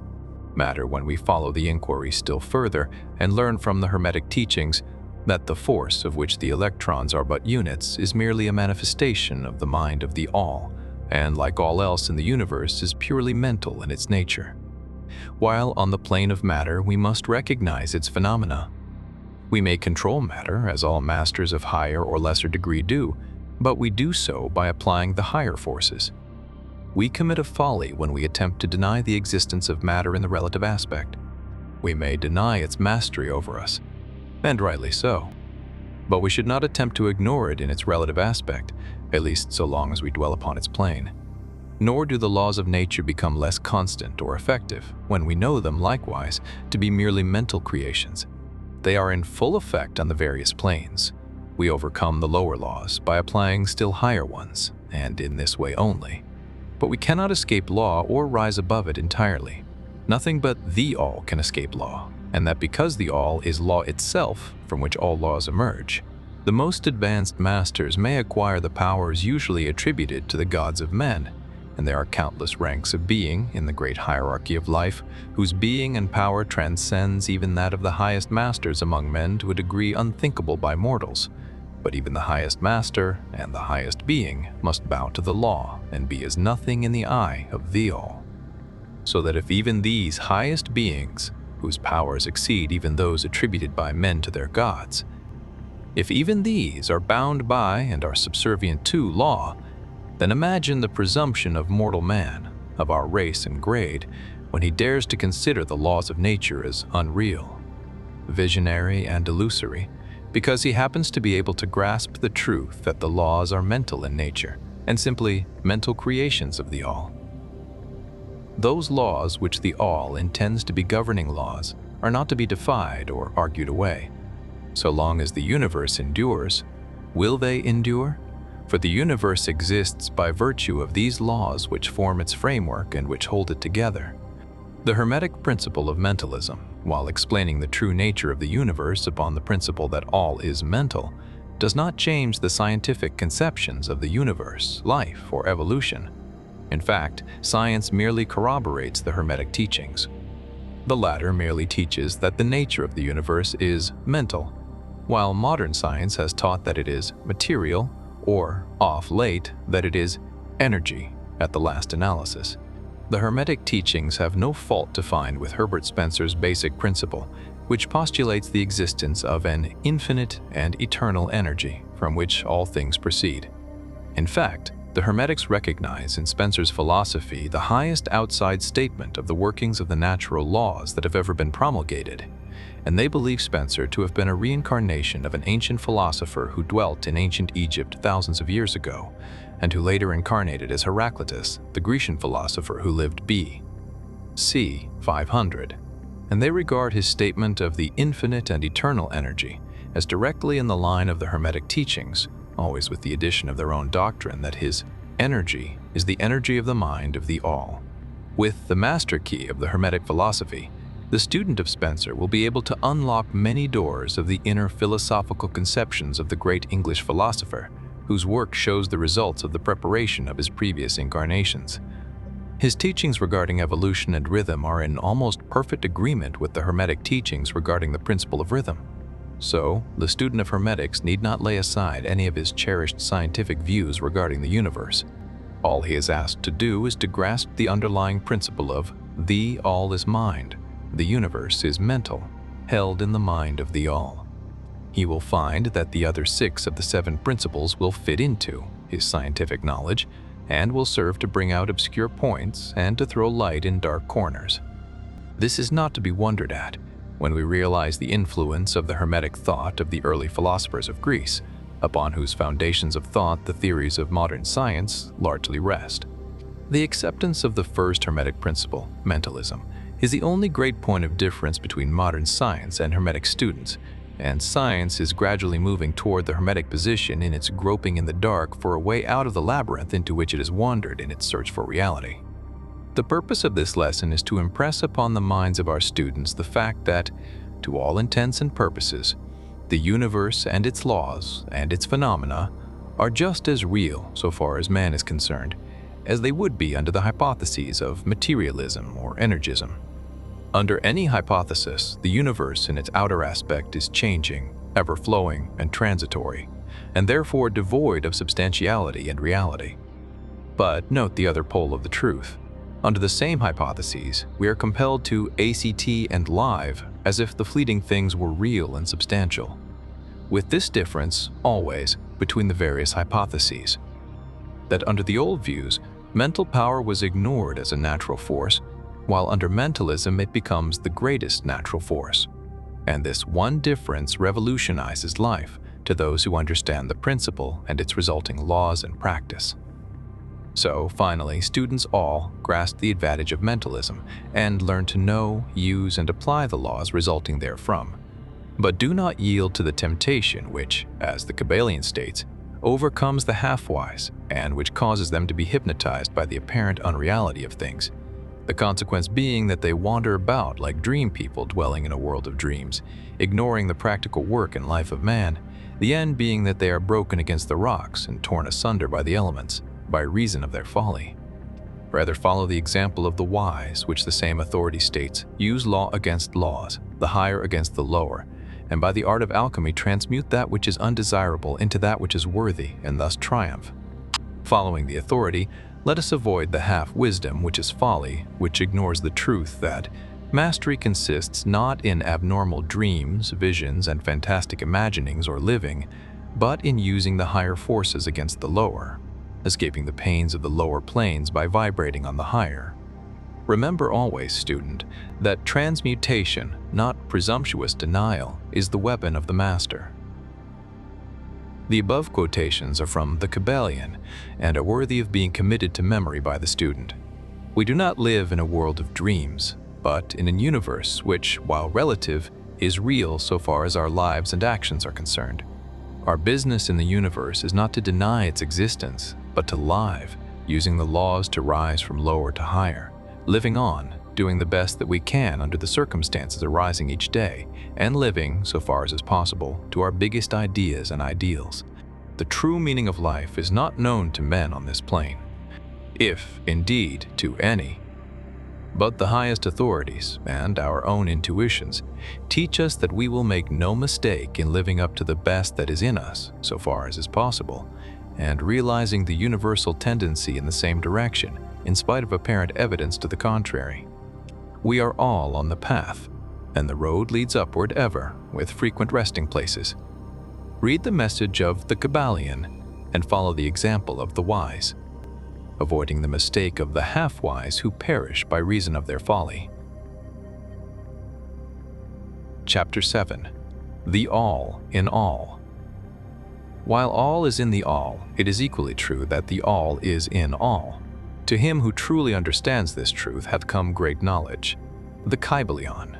How often have the majority of people heard repeated the statement that their deity called by many names was all in all, and how little have they suspected the inner occult truth concealed by these carelessly uttered words. The commonly used expression is a survival of the ancient Hermetic maxim quoted above. As the Kybalion says, "To him who truly understands this truth hath come great knowledge." And, this being so, let us seek this truth, the understanding of which means so much. In this statement of truth, this Hermetic maxim, is concealed one of the greatest philosophical, scientific, and religious truths. We have given you the Hermetic teaching regarding the mental nature of the universe, the truth that the universe is mental, held in the mind of the all. As the Kybalion says in the passage quoted above, all is in the all. But note also the correlated statement that it is equally true that the all is in all. This apparently contradictory statement is reconcilable under the law of paradox. It is, moreover, an exact Hermetic statement of the relations existing between the all and its mental universe. We have seen how all is in the all. Now let us examine the other aspect of the subject. The Hermetic teachings are to the effect that the all is immanent in, remaining within, inherent, abiding within its universe, and in every part, particle, unit, or combination within the universe. This statement is usually illustrated by the teachers by a reference to the principle of correspondence. The teacher instructs the student to form a mental image of something, a person, an idea, something having a mental form, the favorite example being that of the author or dramatist forming an idea of his characters, or a painter or sculptor forming an image of an ideal that he wishes to express by his art. In each case, the student will find that while the image has its existence and being solely within his own mind, yet he, the student, author, dramatist, painter, or sculptor, is, in a sense, immanent in, remaining within, or abiding within, the mental image also. In other words, the entire virtue, life, spirit of reality in the mental image is derived from the immanent mind of the thinker. Consider this for a moment until the idea is grasped. To take a modern example, let us say that Othello, Iago, Hamlet, Lear, Richard III existed merely in the mind of Shakespeare at the time of their conception or creation. And yet, Shakespeare also existed within each of these characters, giving them their vitality, spirit, and action. Whose is the spirit of the characters that we know as Micawber, Oliver Twist, Uriah Heep? Is it Dickens, or have each of these characters a personal spirit, independent of their creator? Have the Venus of Medici, the Sistine Madonna, the Apollo Belvedere, spirits and reality of their own, or do they represent the spiritual and mental power of their creators? The law of paradox explains that both propositions are true, viewed from the proper viewpoints. Micawber is both Micawber and yet Dickens. And again, while Micawber may be said to be Dickens, yet Dickens is not identical with Micawber. Man, like Micawber, may exclaim, "The spirit of my creator is inherent within me," and yet I am not HE. How different this from the shocking half-truth so vociferously announced by certain of the half-wise, who fill the air with their raucous cries of, "I am God." Imagine poor Micawber or the sneaky Uriah Heep crying, "I am Dickens," or some of the lowly clods in one of Shakespeare's plays eloquently announcing that, "I am Shakespeare." The all is in the earthworm, and yet the earthworm is far from being the all. And still the wonder remains that though the earthworm exists merely as a lowly thing, created and having its being solely within the mind of the all, yet the all is immanent in the earthworm and in the particles that go to make up the earthworm. Can there be any greater mystery than this of all in the all and the all in all?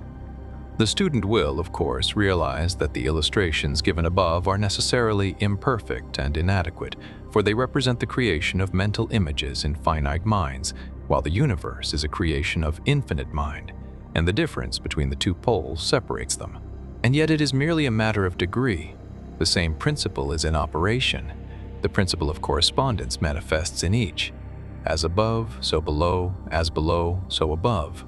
And in the degree that man realizes the existence of the indwelling spirit immanent within his being, so will he rise in the spiritual scale of life.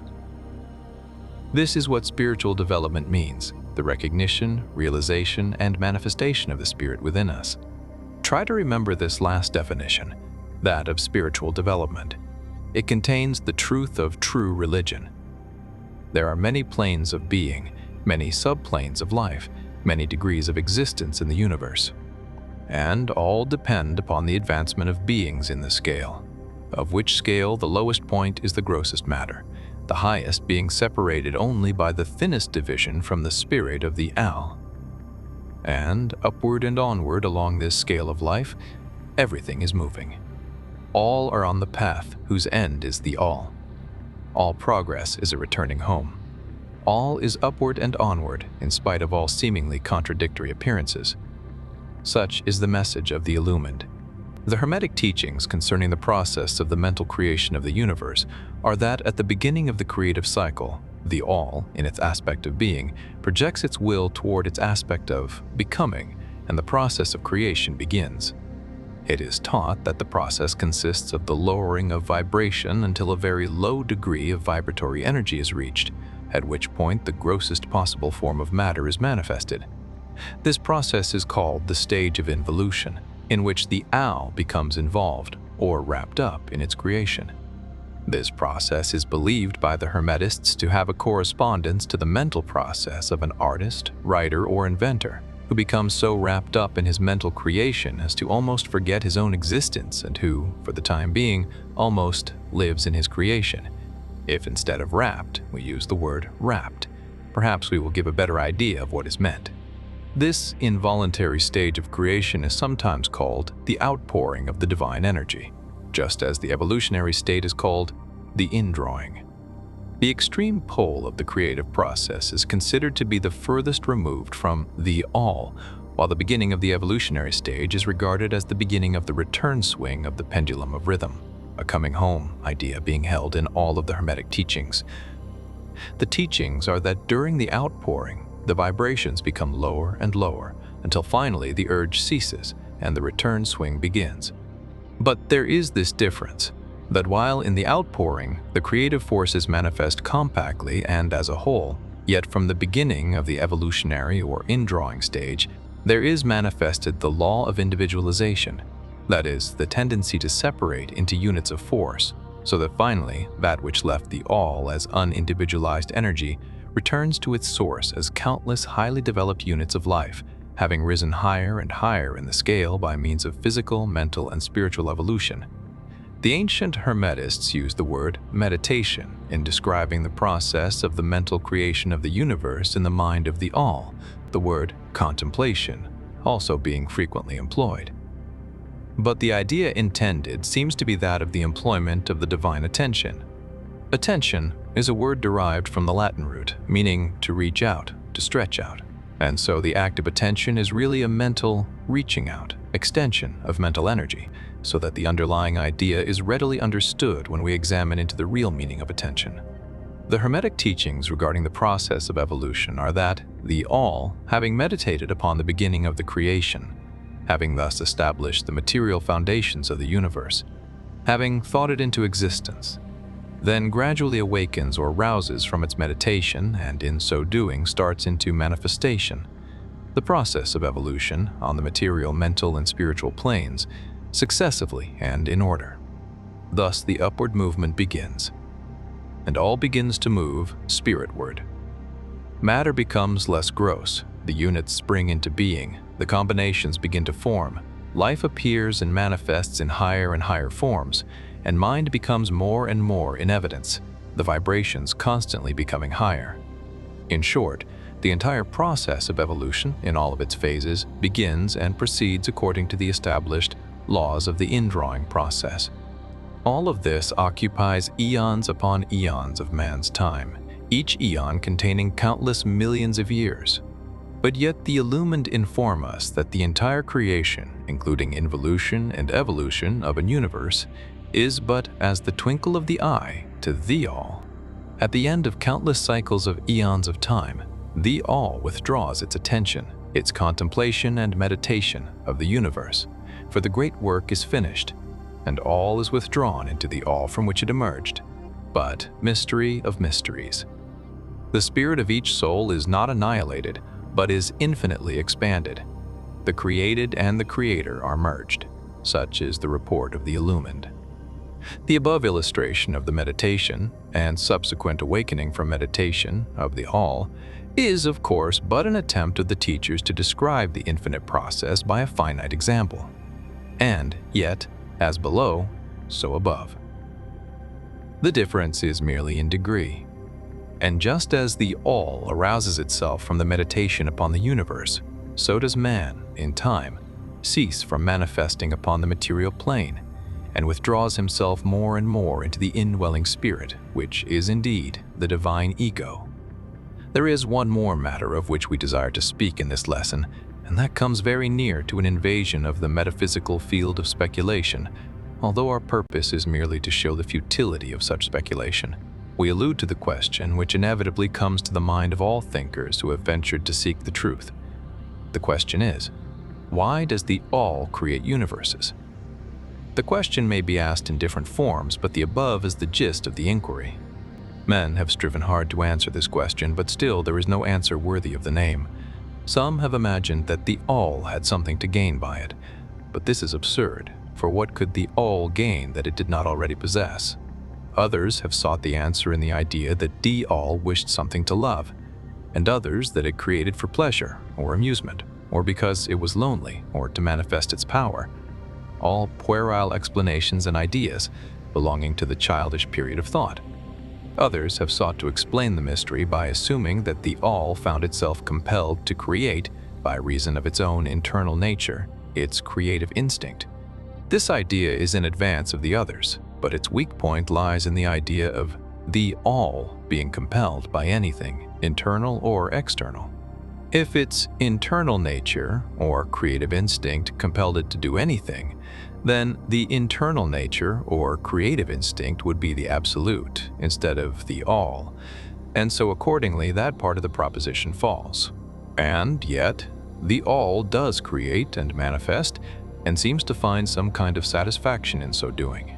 And it is difficult to escape the conclusion that in some infinite degree it must have what would correspond to an inner nature, or creative instinct, in man, with correspondingly infinite desire and will. It could not act unless it willed to act, and it would not will to act unless it desired to act, and it would not desire to act unless it obtained some satisfaction thereby. And all of these things would belong to an inner nature, and might be postulated as existing according to the law of correspondence. But still, we prefer to think of the All as acting entirely free from any influence, internal as well as external. That is the problem which lies at the root of difficulty, and the difficulty that lies at the root of the problem. Strictly speaking, there cannot be said to be any reason whatsoever for the All to act, for a reason implies a cause, and the All is above cause and effect, except when it wills to become a cause, at which time the principle is set into motion. So, you see, the matter is unthinkable, just as the all is unknowable, just as we say the all merely is. So we are compelled to say that the all acts because it acts. At the last, the all is all reason in itself, all law in itself, all action in itself, and it may be said, truthfully, that the all is its own reason, its own law, its own act, or still further, that the all, its reason, its act, its law, are one, all being names for the same thing. In the opinion of those who are giving you these present lessons, the answer is locked up in the NR self of the all, along with its secret of being. The law of correspondence, in our opinion, reaches only to that aspect of the all, which may be spoken of as the aspect of becoming. Back of that aspect is the aspect of being, in which all laws are lost in law, all principles merge into principle, and the all, principle, and being are identical, one and the same. Therefore, metaphysical speculation on this point is futile. We go into the matter here merely to show that we recognize the question and also the absurdity of the ordinary answers of metaphysics and theology. In conclusion, it may be of interest to our students to learn that while some of the ancient and modern Hermetic teachers have rather inclined in the direction of applying the principle of correspondence to the question, with the result of the inner nature conclusion, still the legends have it that Hermes the Great, when asked this question by his advanced students, answered them by pressing his lips tightly together and saying not a word, indicating that there was no answer. But then he may have intended to apply the axiom of his philosophy, that the lips of wisdom are closed, except to the ears of understanding, believing that even his advanced students did not possess the understanding which entitled them to the teaching. At any rate, if Hermes possessed the secret, he failed to impart it, and so far as the world is concerned, the lips of Hermes are closed regarding it. And where the great Hermes hesitated to speak, what mortal may dare to teach? But remember that whatever be the answer to this problem, if indeed there be an answer, the truth remains that, while all is in the all, it is equally true that the all is in all. The teaching on this point is emphatic, and we may add the concluding words of the quotation, "To him who truly understands this truth hath come great knowledge." Chapter 8. Planes of Correspondence. As above, so below, as below, so above. The Kybalion. The great second Hermetic principle embodies the truth that there is a harmony, agreement, and correspondence between the several planes of manifestation, life, and being. This truth is a truth because all that is included in the universe emanates from the same source, and the same laws, principles, and characteristics apply to each unit, or combination of units, of activity, as each manifests its own phenomena upon its own plane. For the purpose of convenience of thought and study, the Hermetic philosophy considers that the universe may be divided into three great classes of phenomena, known as the three great planes, namely the great physical plane, the great mental plane. These divisions are more or less artificial and arbitrary, for the truth is that all of the three divisions are but ascending degrees of the great scale of life, the lowest point of which is undifferentiated matter, and the highest point that of spirit. And, moreover, the different planes shade into each other, so that no hard and fast division may be made between the higher phenomena of the physical and the lower of the mental, or between the higher of the mental and the lower of the physical. In short, the three great planes may be regarded as three great groups of degrees of life manifestation. While the purposes of this little book do not allow us to enter into an extended discussion of or explanation of the subject of these different planes, still we think it well to give a general description of the same at this point. At the beginning, we may as well consider the question so often asked by the neophyte who desires to be informed regarding the meaning of the word plane, which term has been very freely used and very poorly explained in many recent works upon the subject of occultism. The question is generally about as follows. Is a plane a place having dimensions, or is it merely a condition or state? We answer, no, not a place nor ordinary dimension of space, and yet more than a state or condition. It may be considered as a state or condition, and yet the state or condition is a degree of dimension in a scale subject to measurement. Somewhat paradoxical, is it not? But let us examine the matter. A dimension, is a measure in a straight line relating to measure, etc. The ordinary dimensions of space are length, breadth, and height, or perhaps length, breadth, height, thickness, or circumference. But there is another dimension of created things, or measure in a straight line, known to occultists and to scientists as well, although the latter have not as yet applied the term dimension to it. And this new dimension, which, by the way, is the much speculated, about fourth dimension, is the standard used in determining the degrees or planes. This fourth dimension may be called the dimension of vibration. It is a fact well known to modern science, as well as to the Hermetists who have embodied the truth in their third Hermetic principle, that everything is in motion, everything vibrates, nothing is at rest. From the highest manifestation to the lowest, everything and all things vibrate. Not only do they vibrate at different rates of motion, but as in different directions and in a different manner. The degrees of the rate of vibrations constitute the degrees of measurement on the scale of vibrations. In other words, the degrees of the fourth dimension. And these degrees form what occultists call planes. The higher the degree of rate of vibration, the higher the plane, and the higher the manifestation of life occupying that plane. So that while a plane is not a place, nor yet a state or condition, yet it possesses qualities common to both. We shall have more to say regarding the subject of the scale of vibrations in our next lessons, in which we shall consider the Hermetic principle of vibration.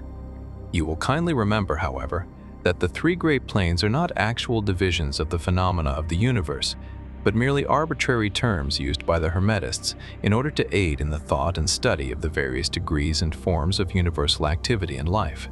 The atom of matter, the unit of force, the mind of man, and the being of the archangel are all but degrees in one scale, and all fundamentally the same, the difference between solely a matter of degree and rate of vibration.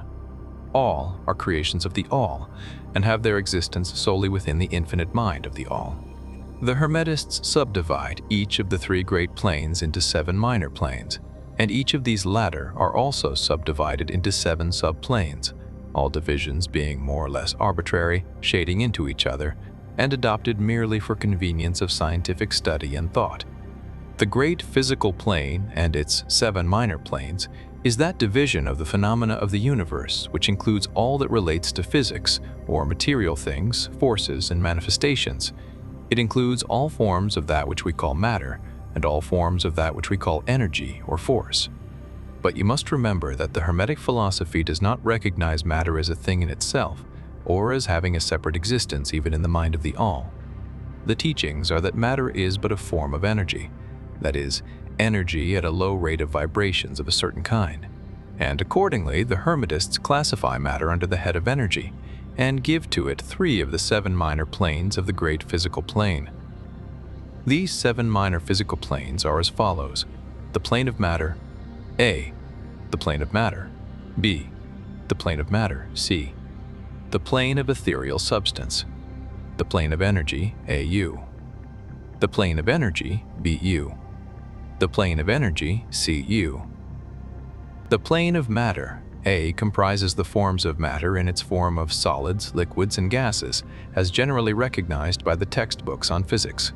The plane of matter, B, comprises certain higher and more subtle forms of matter, of the existence of which modern science is but now recognizing, the phenomena of radiant matter, in its phases of radium, etc., belonging to the lower subdivision of this minor plane. The plane of matter, C, comprises forms of the most subtle and tenuous matter, the existence of which is not suspected by ordinary scientists. The plane of ethereal substance comprises that which science speaks of as the ether, a substance of extreme tenuity and elasticity, pervading all universal space and acting as a medium for the transmission of waves of energy, such as light, heat, electricity, etc. This ethereal substance forms a connecting link between matter, so-called, and energy, and partakes of the nature of each. The Hermetic teachings, however, instruct that this plane has 7 subdivisions, as have all of the minor planes, and that in fact there are 7 ethers instead of but 1. Next above the plane of ethereal substance comes the plane of energy, A, which comprises the ordinary forms of energy known to science, its 7 subplanes being, respectively, heat, light, magnetism, electricity, and attraction, including gravitation, cohesion, chemical affinity, etc., and several other forms of energy indicated by scientific experiments, but not as yet named or classified.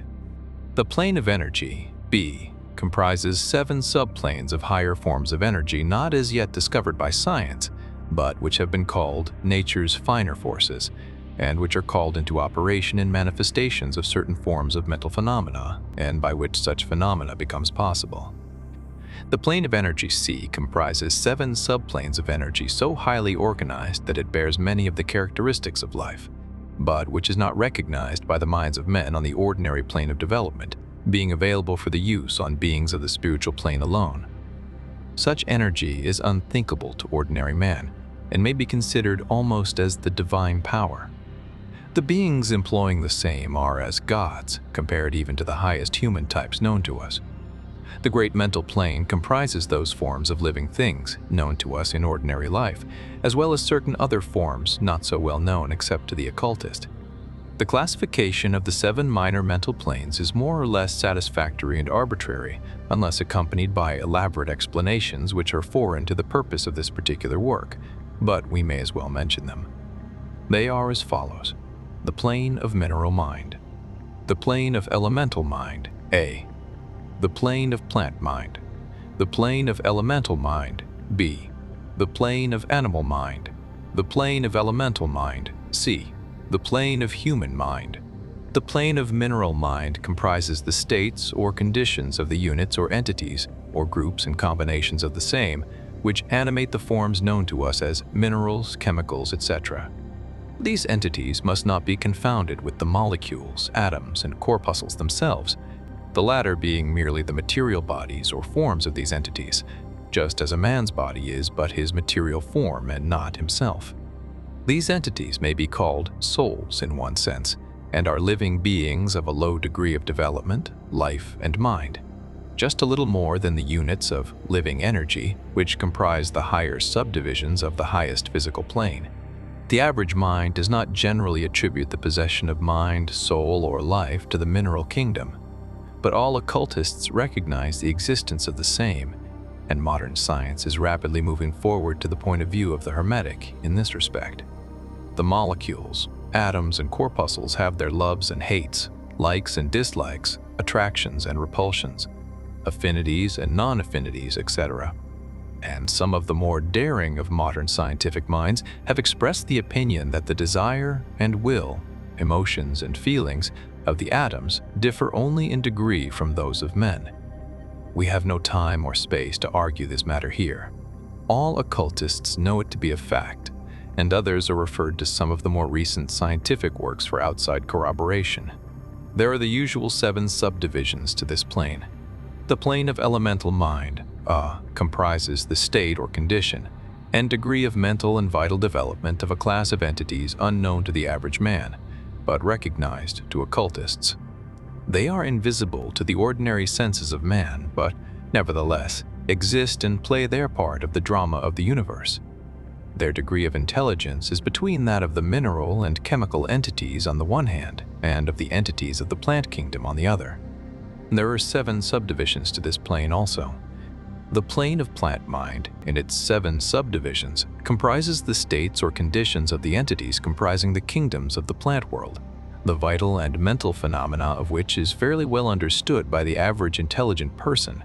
Many new and interesting scientific works regarding mind and life in plants having been published during the last decade. Plants have life, mind, and souls, as well as have the animals, man and Superman.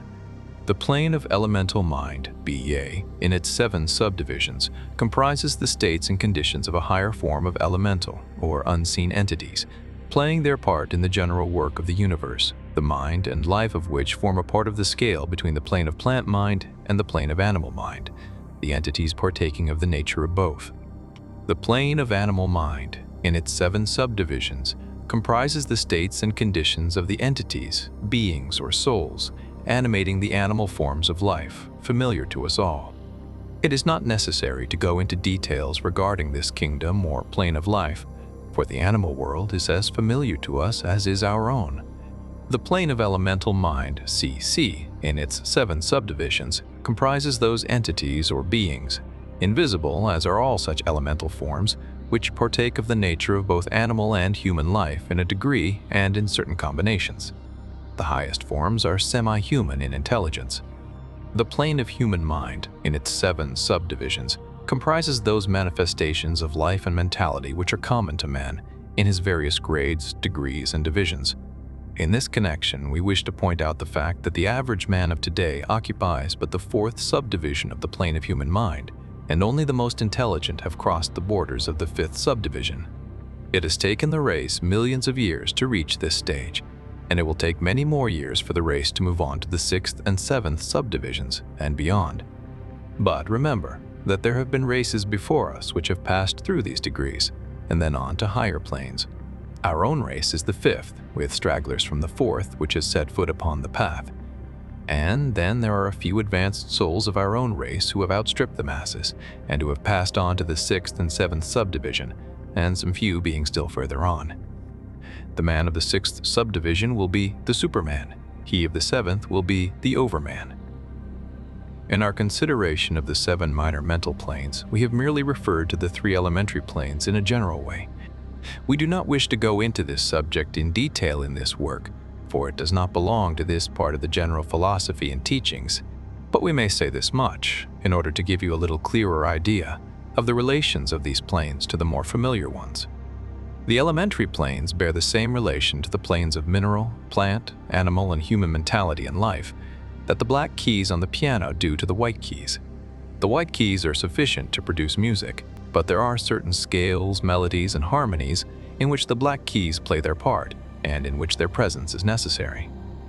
They are also necessary as connecting links of soul condition, entity states, etc., between the several other planes, certain forms of development being attained therein.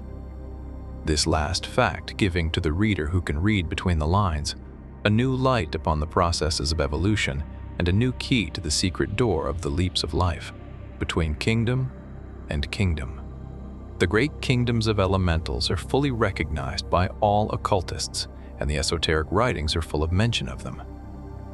The readers of Bulwer's Sanoni and similar tales will recognize the entities inhabiting these planes of life.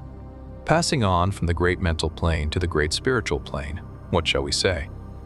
How can we explain these higher states of being, life, and mind to minds as yet unable to grasp and understand the higher subdivisions of the plane of human mind? The task is impossible. We can speak only in the most general terms. How may light be described to a man born blind? How sugar to a man who has never tasted anything sweet?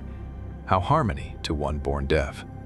All that we can say is that the 7 minor planes of the great spiritual plane, each minor plane having its 7 subdivisions, comprise beings possessing life, mind, and form as far above that of man of today as the latter is above the earthworm, mineral, or even certain forms of energy or matter.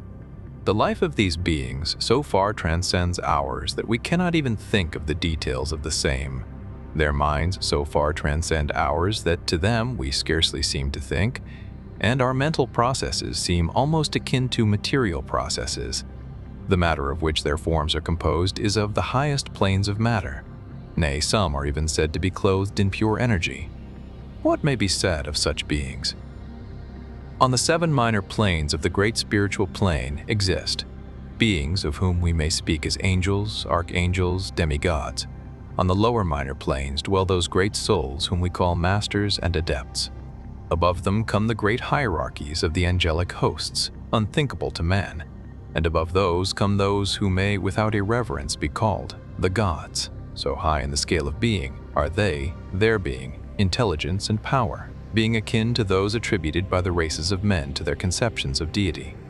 These beings are beyond even the highest flights of the human imagination, the word divine being the only one applicable to them. Many of these beings, as well as the angelic host, take the greatest interest in the affairs of the universe and play an important part in its affairs. These unseen divinities and angelic helpers extend their influence freely and powerfully in the process of evolution and cosmic progress. Their occasional intervention and assistance in human affairs have led to the many legends, beliefs, religions, and traditions of the race, past and present. They have superimposed their knowledge and power upon the world, again and again, all under the law of the all, of course. But yet, even the highest of these advanced beings exist merely as creations of and in the mind of the all, and are subject to the cosmic processes and universal laws. They are still mortal. We may call them gods if we like, but still they are but the elder brethren of the race, the advanced souls who have outstripped their brethren and who have foregone the ecstasy of absorption by the all in order to help the race on its upward journey along the path. But they belong to the universe and are subject to its conditions. They are mortal, and their plane is below that of absolute spirit. Only the most advanced Hermetists are able to grasp the inner teachings regarding the state of existence and the powers manifested on the spiritual planes. The phenomena is so much higher than that of the mental planes that a confusion of ideas would surely result from an attempt to describe the same. Only those whose minds have been carefully trained along the lines of the Hermetic philosophy for years, yes, those who have brought with them from other incarnations the knowledge acquired previously, can comprehend just what is meant by the teaching regarding these spiritual planes. And much of these inner teachings is held by the Hermetists as being too sacred, important, and even dangerous for general public dissemination. The intelligent student may recognize what we mean by this when we state that the meaning of spirit, as used by the Hermetists, is akin to living power, animated force, inner essence, essence of life, etc., which meaning must not be confounded with that usually and commonly employed in connection with the term, i.e. religious, ecclesiastical, spiritual, ethereal, holy, etc., etc. To occultists, the word spirit is used in the sense of the animating principle, carrying with it the idea of power, living energy, mystic force, etc. And occultists know that that which is known to them as spiritual power may be employed for evil as well as good ends, in accordance with the principle of polarity, a fact which has been recognized by the majority of religions in their conceptions of Satan, Beelzebub, the devil, Lucifer, fallen angels, etc. And so the knowledge regarding these planes has been kept in the Holy of Holies, in all esoteric fraternities and occult orders, in the secret chamber of the temple. But this may be said here, that those who have attained high spiritual powers and have misused them have a terrible fate in store for them, and the swing of the pendulum of rhythm will inevitably swing them back to the furthest extreme of material existence, from which point they must retrace their steps spiritward along the weary rounds of the path, but always with the added torture of having always with them a lingering memory of the heights from which they fell, owing to their evil actions. The legends of the fallen angels have a basis in actual facts, as all advanced occultists know. The striving for selfish power on the spiritual planes inevitably results in the selfish soul losing its spiritual balance and falling back as far as it had previously risen. But to even such a soul, the opportunity of a return is given, and such souls make the return journey, paying the terrible penalty according to the invariable law. In conclusion, we would again remind you that according to the principle of correspondence, which embodies the truth, as above so below, as below so above, all of the seven Hermetic principles are in full operation on all of the many planes, physical, mental, and spiritual. The principle of mental substance, of course, applies to all the planes, for all are held in the mind of the all. The principle of correspondence manifests in all, for there is a correspondence, harmony, and agreement between the several planes. The principle of vibration manifests on all planes. In fact, the very differences that go to make the planes arise from vibration, as we have explained. The principle of polarity manifests on each plane, the extremes of the poles being apparently opposite and contradictory. The principle of rhythm manifests on each plane, the movement of the phenomena having its ebb and flow, rise and flow, incoming and outgoing. The principle of cause and effect manifests on each plane, every effect having its cause and every cause having its effect. The principle of gender manifests on each plane, the creative energy being always manifest and operating along the lines of its masculine and feminine aspects. As above, so below, as below, so above. This centuries-old Hermetic axiom embodies one of the great principles of universal phenomena. As we proceed with our consideration of the remaining principles, we will see even more clearly the truth of the universal nature of this great principle of correspondence. Chapter 9. Vibration. Nothing rests, everything moves, everything vibrates. The Kybalion. The great third Hermetic principle, the principle of vibration, embodies the truth that motion is manifest in everything in the universe, that nothing is at rest, that everything moves, vibrates, and circles. This Hermetic principle was recognized by some of the early Greek philosophers who embodied it in their systems. But then, for centuries, it was lost sight of by the thinkers outside of the Hermetic ranks. But in the 19th century, physical science rediscovered the truth, and the 20th century scientific discoveries have added additional proof of the correctness and truth of this centuries-old Hermetic doctrine. The Hermetic teachings are that not only is everything in constant movement and vibration, but that the differences between the various manifestations of the universal power are due entirely to the varying rate and mode of vibrations. Not only this, but that even the all in itself manifests a constant vibration of such an infinite degree of intensity and rapid motion that it may be practically considered as at rest, the teachers directing the attention of the students to the fact that even on the physical plane, a rapidly moving object, such as a revolving wheel, seems to be at rest. The teachings are to the effect that spirit is at one end of the pole of vibration, the other pole being certain extremely gross forms of matter. Between these two poles are millions upon millions of different rates and modes of vibration. Modern science has proven that all that we call matter and energy are but modes of vibratory motion, and some of the more advanced scientists are rapidly moving toward the positions of the occultists who hold that the phenomena of mind are likewise modes of vibration or motion. Let us see what science has to say regarding the question of vibrations in matter and energy. In the first place, science teaches that all matter manifests, in some degree, the vibrations arising from temperature or heat. Be an object cold or hot, both being but degrees of the same things, it manifests certain heat vibrations, and in that sense is in motion and vibration. Then all particles of matter are in circular movement from corpuscle to suns. The planets revolve around suns, and many of them turn on their axes.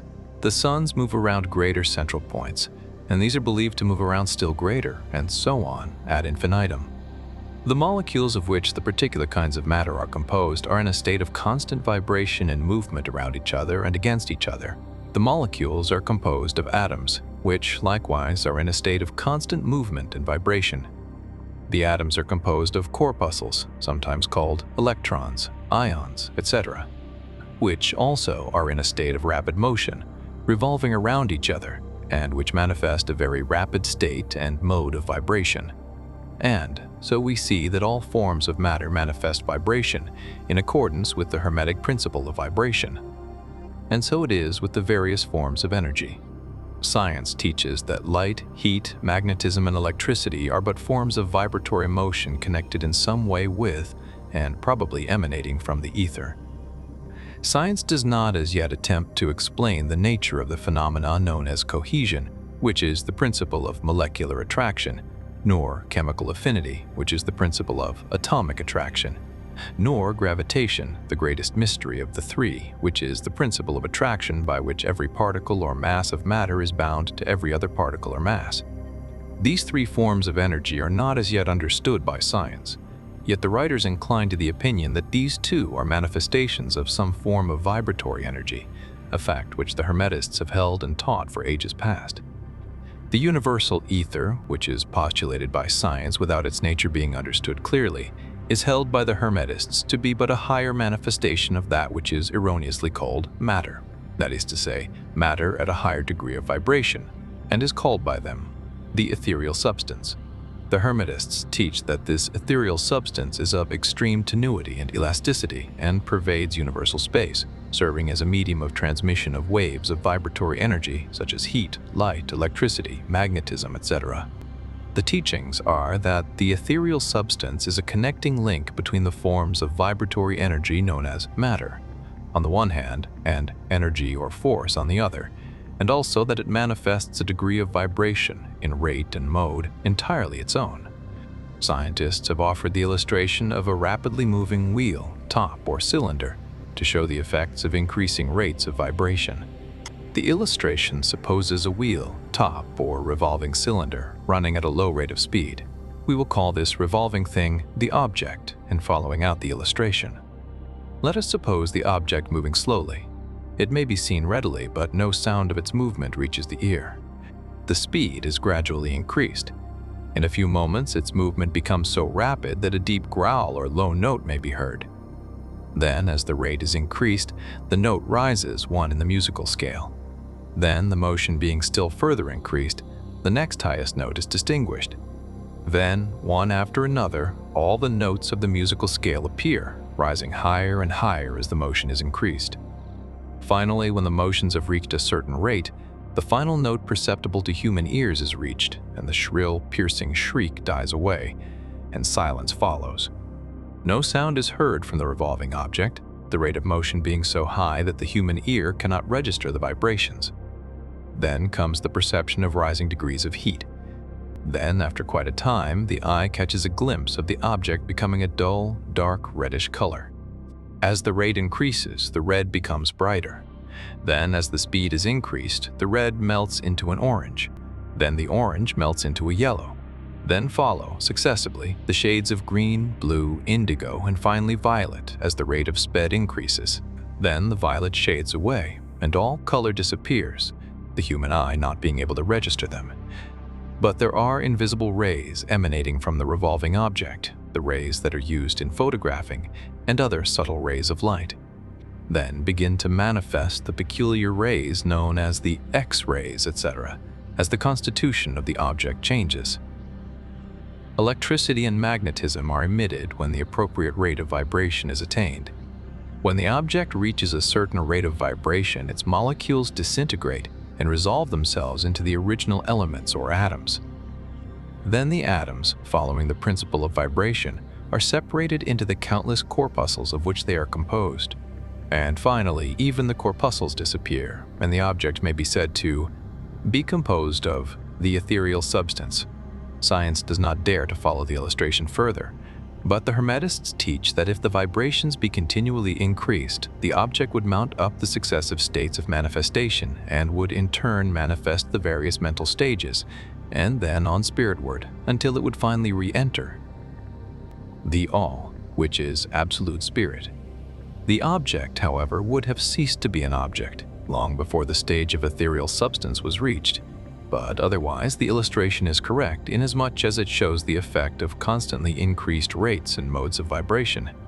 It must be remembered in the above illustration that at the stages at which the object throws off vibrations of light, heat, etc., it is not actually resolved into those forms of energy which are much higher in the scale, but simply that it reaches a degree of vibration in which those forms of energy are liberated, in a degree, from the confining influences of its molecules, atoms, and corpuscles, as the case may be. These forms of energy, although much higher in the scale than matter, are imprisoned and confined in the material combinations, by reason of the energies manifesting through and using material forms, but thus becoming entangled and confined in their creations of material forms, which, to an extent, is true of all creations, the creating force becoming involved in its creation. But the Hermetic teachings go much further than do those of modern science. They teach that all manifestation of thought, emotion, reason, will, or desire, or any mental state or condition are accompanied by vibrations, a portion of which are thrown off and which tend to affect the minds of other persons by induction.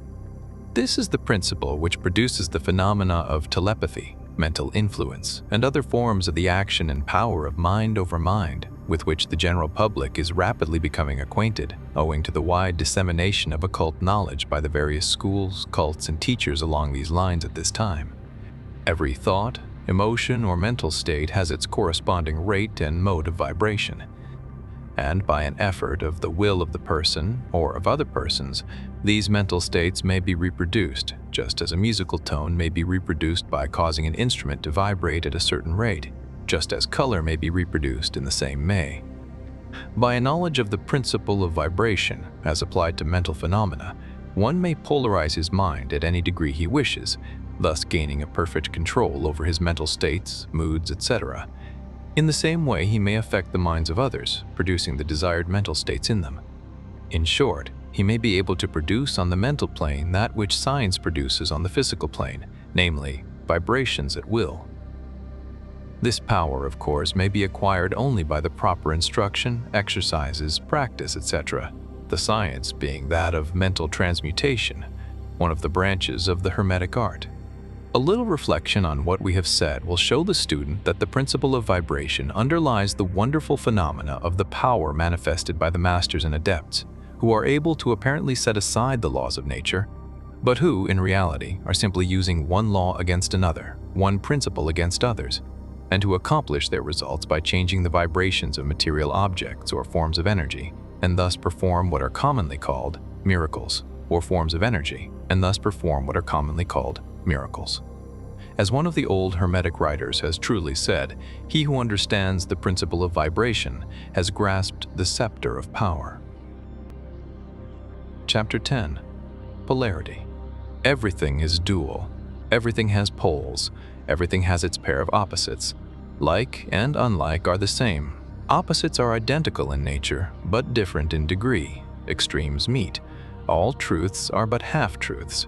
All paradoxes may be reconciled. The Kybalion. The great fourth Hermetic principle. The principle of polarity embodies the truth that all manifested things have two sides, two aspects, two poles, a pair of opposites, with manifold degrees between the two extremes. The old paradoxes, which have ever perplexed the mind of men, are explained by an understanding of this principle.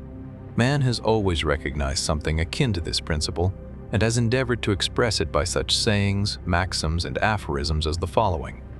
Everything is and isn't at the same time. All truths are but half-truths. Every truth is half false. There are two sides to everything. There is a reverse side to every shield, etc., etc. The Hermetic teachings are to the effect that the difference between things seemingly diametrically opposed to each other is merely a matter of degree. It teaches that the pairs of opposites may be reconciled, and that thesis and antithesis are identical in nature, but different in degree, and that the universal reconciliation of opposites is effected by a recognition of this principle of polarity. The teachers claim that illustrations of this principle may be had on every hand, and from an examination into the real nature of anything. They begin by showing that spirit and matter are but the two poles of the same thing, the intermediate planes being merely degrees of vibration. They show that the all and the many are the same, the difference being merely a matter of degree of mental manifestation. Thus, the law and laws are the two opposite poles of one thing. Likewise, principle and principles, infinite mind and finite minds. Then, passing on to the physical plane, they illustrate the principle by showing that heat and cold are identical in nature, the differences being merely a matter of degrees. The thermometer shows many degrees of temperature, the lowest pole being called cold and the highest heat. Between these two poles are many degrees of heat or cold. Call them either and you are equally correct. The higher of 2 degrees is always warmer, while the lower is always colder. There is no absolute standard. All is a matter of degree. There is no place on the thermometer where heat ceases and cold begins. It is all a matter of higher or lower vibrations. The very terms, high and low, which we are compelled to use, are but poles of the same thing.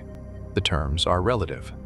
So with east and west, travel around the world in an eastward direction, and you reach a point which is called west at your starting point, and you return from that westward point. Travel far enough north, and you will find yourself traveling south, or vice versa. Light and darkness are poles of the same thing, with many degrees between them. The musical scale is the same, starting with C.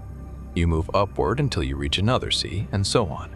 The differences between the two ends of the board being the same, with many degrees between the two extremes. The scale of color is the same, higher and lower vibrations being the only difference between high violet and low red. Large and small are relative, so are noise and quiet, hard and soft follow the rule. Likewise, sharp and dull. Positive and negative are two poles of the same thing, with countless degrees between them. Good and bad are not absolute. We call one end of the scale good and the other bad, or one end good and the other evil, according to the use of the terms. A thing is less good than the thing higher in the scale, but that less good thing in turn is more good than the thing next below it, and so on, the more or less being regulated by the position on the scale. And so it is on the mental plane. Love and hate are generally regarded as being things diametrically opposed to each other, entirely different, unreconcilable. But we apply the principle of polarity, we find that there is no such thing as absolute love or absolute hate as distinguished from each other. The two are merely terms applied to the two poles of the same thing. Beginning at any point of the scale, we find more love or less hate as we ascend the scale, and more hate or less love as we descend, this being true no matter from what point, high or low, we may start. There are degrees of love and hate, and there is a middle point where like and dislike become so faint that it is difficult to distinguish between them. Courage and fear come under the same rule. The pairs of opposites exist everywhere. Where you find one thing, you find its opposite, the two poles. And it is this fact that enables the Hermetist to transmute one mental state into another along the lines of polarization. Things belonging to different classes cannot be transmuted into each other, but things of the same class may be changed, that is, may have their polarity changed. Thus, love never becomes east or west or red or violet, but it may and often does turn into hate, and likewise, hate may be transformed into love by changing its polarity. Courage may be transmuted into fear, and the reverse. Hard things may be rendered soft. Dull things become sharp. Hot things become cold. And so on, the transmutation always being between things of the same kind of different degrees. Take the case of a fearful man. By raising his mental vibrations along the line of fear, courage, he can be filled with the highest degree of courage and fearlessness.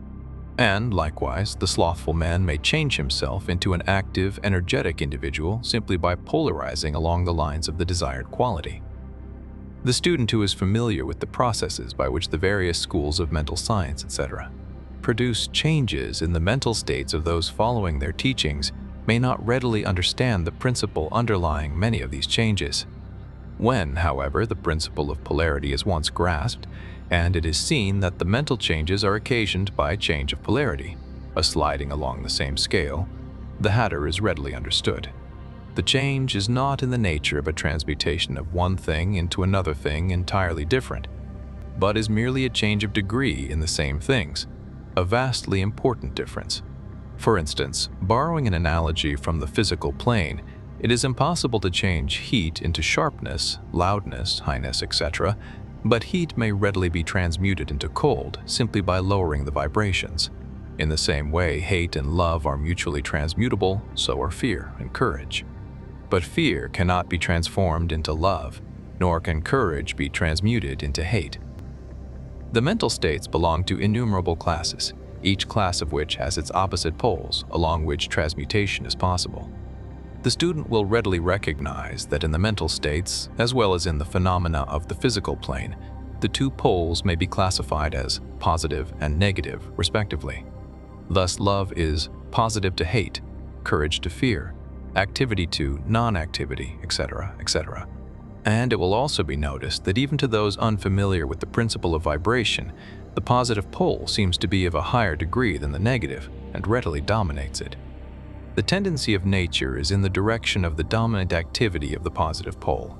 In addition to the changing of the poles of one's own mental states by the operation of the art of polarization, the phenomena of mental influence, in its manifold phases, shows us that the principle may be extended so as to embrace the phenomena of the influence of one mind over that of another, of which so much has been written and taught of late years.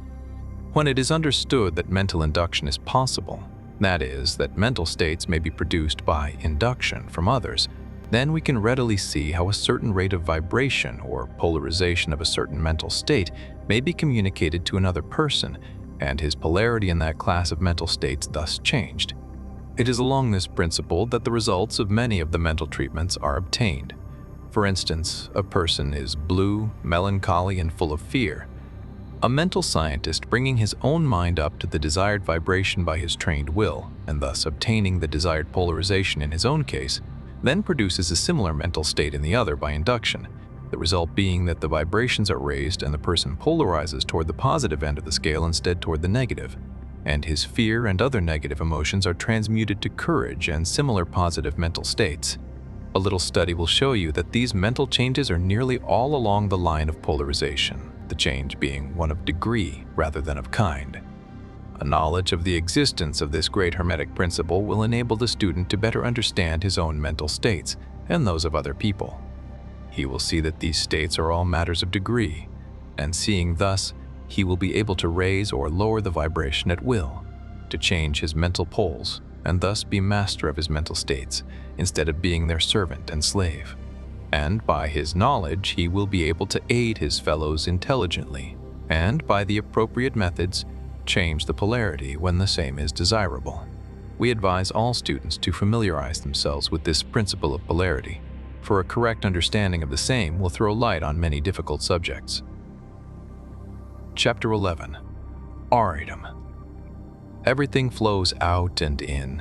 Everything has its tides. All things rise and fall. The pendulum swing manifests in everything. The measure of the swing to the right is the measure of the swing to the left. Rhythm compensates. The Kybalion. The great fifth Hermetic principle, the principle of rhythm, embodies the truth that in everything there is manifested a measured motion, a to and from movement, a flow and inflow, a swing forward and backward, a pendulum-like movement, a tide, like ebb and flow, a high tide and a low tide, between the two poles manifest on the physical, mental, or spiritual planes. The principle of rhythm is closely connected with the principle of polarity described in the preceding chapter. Rhythm manifests between the two poles established by the principle of polarity. This does not mean, however, that the pendulum of rhythm swings to the extreme poles, for this rarely happens. In fact, it is difficult to establish the extreme polar opposites in the majority of cases. But the swing is ever toward, first one pole and then the other. There is always an action and a reaction, an advance and a retreat, a rising and a sinking, manifested in all of the airs and phenomena of the universe. Suns, worlds, men, animals, plants, minerals, forces, energy, mind, and matter, yes, even spirit, manifests this principle. The principle manifests in the creation and destruction of worlds, in the rise and fall of nations, in the life history of all things, and finally in the mental states of man. Beginning with the manifestations of spirit of the all, it will be noticed that there is ever the outpouring and the indrawing, the outbreathing and inbreathing of Brahm, as the Brahmins word it. Universes are created, reach their extreme low point of materiality, and then begin in their upward swing. Suns spring into being, and then their height of power being reached, the process of retrogression begins, and after eons they become dead masses of matter, awaiting another impulse which starts again their inner energies into activity, and a new solar life cycle is begun. And thus it is with all the worlds. They are born, grow, and die, only to be reborn. And thus it is with all the things of shape and form. They swing from action to reaction, from birth to death, from activity to inactivity, and then back again. Thus it is with all living things. They are born, grow, and die, and then are reborn. So it is with all great movements, philosophies, creeds, fashions, governments, nations, and all else. Birth, growth, maturity, decadence, death, and then new birth. The swing of the pendulum is ever in evidence. Night follows day, and day-night. The pendulum swings from summer to winter, and then back again. The corpuscles, atoms, molecules, and all masses of matter swing around the circle of their nature. There is no such thing as absolute rest or cessation from movement, and all movement partakes of rhythm. The principle is of universal application. It may be applied to any question or phenomena of any of the many planes of life. It may be applied to all phases of human activity. There is always the rhythmic swing from one pole to the other. The universal pendulum is ever in motion. The tides of life flow in and out according to law. The principle of rhythm is well understood by modern science and is considered a universal law as applied to material things. But the Hermetists carry the principle much further and know that its manifestations and influence extend to the mental activities of man, and that it accounts for the bewildering succession of moods, feelings, and other annoying and perplexing changes that we notice in ourselves. But the Hermetists, by studying the operations of this principle, have learned to escape some of its activities by transmutation. The Hermetic masters long since discovered that, while the principle of rhythm was invariable and ever in evidence in mental phenomena, still there were two planes of its manifestation so far as mental phenomena are concerned. They discovered that there were two general planes of consciousness, the lower and the higher, the understanding of which fact enabled them to rise to the higher plane and thus escape the swing of the rhythmic pendulum which manifested on the lower plane. In other words, the swing of the pendulum occurred on the unconscious plane, and the consciousness was not affected. This they call the law of neutralization.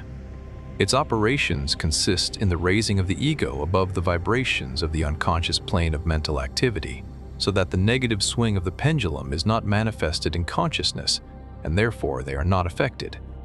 It is akin to rising above a thing and letting it pass beneath you.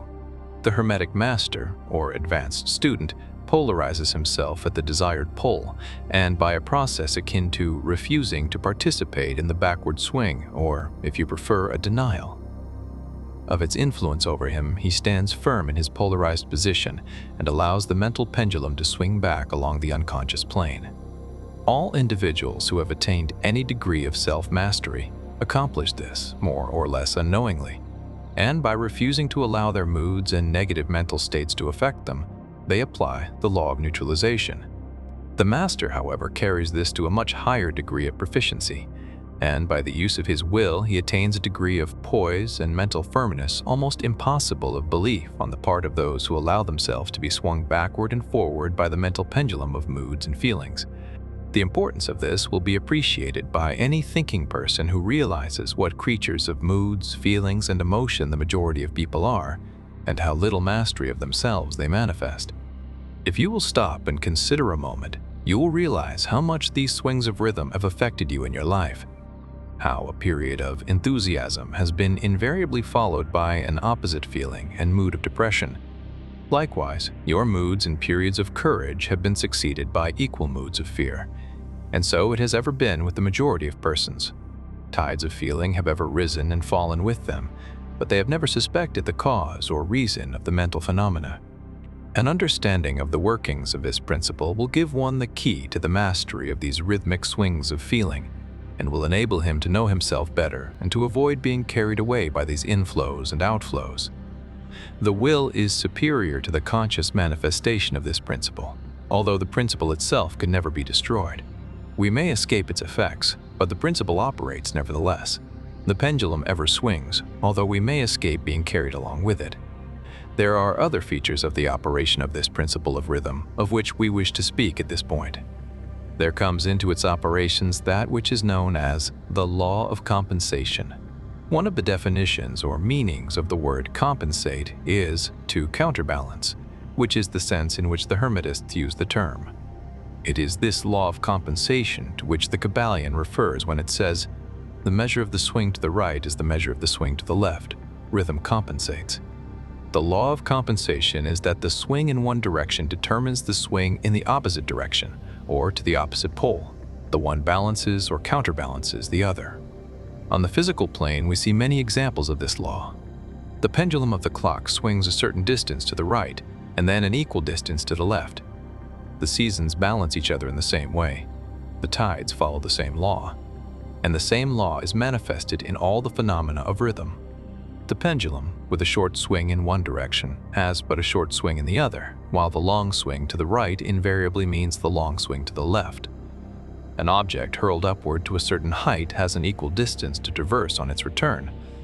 The force with which a projectile is sent upward a mile is reproduced when the projectile returns to the earth on its return journey. This law is constant on the physical plane, as reference to the standard authorities will show you. But the Hermetists carry it still further. They teach that a man's mental states are subject to the same law. The man who enjoys keenly is subject to keen suffering, while he who feels but little pain is capable of feeling but little joy. The pig suffers but little mentally and enjoys but little. He is compensated. And on the other hand, there are other animals who enjoy keenly, but whose nervous organism and temperament cause them to suffer exquisite degrees of pain, and so it is with man.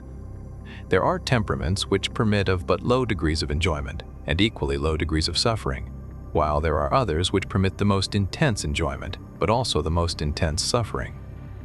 The rule is that the capacity for pain and pleasure in each individual are balanced. The law of compensation is in full operation here. But the Hermetists go still further in this matter. They teach that before one is able to enjoy a certain degree of pleasure, he must have swung as far, proportionately, toward the other pole of feeling. They hold, however, that the negative is precedent to the positive in this matter. That is to say that in experiencing a certain degree of pleasure, it does not follow that he will have to pay up for it with the corresponding degree of pain. On the contrary, the pleasure is the rhythmic swing, according to the law of compensation, for a degree of pain previously experienced either in the present life or in a previous incarnation. This throws a new light on the problem of pain. The Hermetists regard the chain of lives as continuous and as forming a part of one life of the individual, so that in consequence the rhythmic swing is understood in this way, while it would be without meaning unless the truth of reincarnation is admitted. But the Hermetists claim that the master or advanced student is able, to a great degree, to escape the swing toward pain by the process of neutralization before mentioned. By rising on to the higher plane of the ego, much of the experience that comes to those dwelling on the lower plane is avoided and escaped. The law of compensation plays an important part in the lives of men and women. It will be noticed that one generally pays the price of anything he possesses or lacks. If he has one thing, he lacks another. The balance is struck. No one can keep his penny and have the bit of cake. At the same time, everything has its pleasant and unpleasant sides. The things that one gains are always paid for by the things that one loses. The rich possess much that the poor lack, while the poor often possess things that are beyond the reach of the rich. The millionaire may have the inclination toward feasting, and the wealth wherewith to secure all the dainties and luxuries of the table, while he lacks the appetite to enjoy the same. He envies the appetite and digestion of the laborer who lacks the wealth and inclinations of the millionaire, and who gets more pleasure from his plain food than the millionaire could obtain even if his appetite were not jaded, nor his digestion ruined, for the wants, habits, and inclinations differ. And so it is through life. The law of compensation is ever in operation, striving to balance and counterbalance, and always succeeding in time, even though several lives may be required for the return swing of the pendulum of rhythm. Chapter 12. Causation. Every cause has its effect. Every effect has its cause. Everything happens according to law. Chance is but a name for law not recognized. There are many planes of causation, but nothing escapes the law. The Kybalion.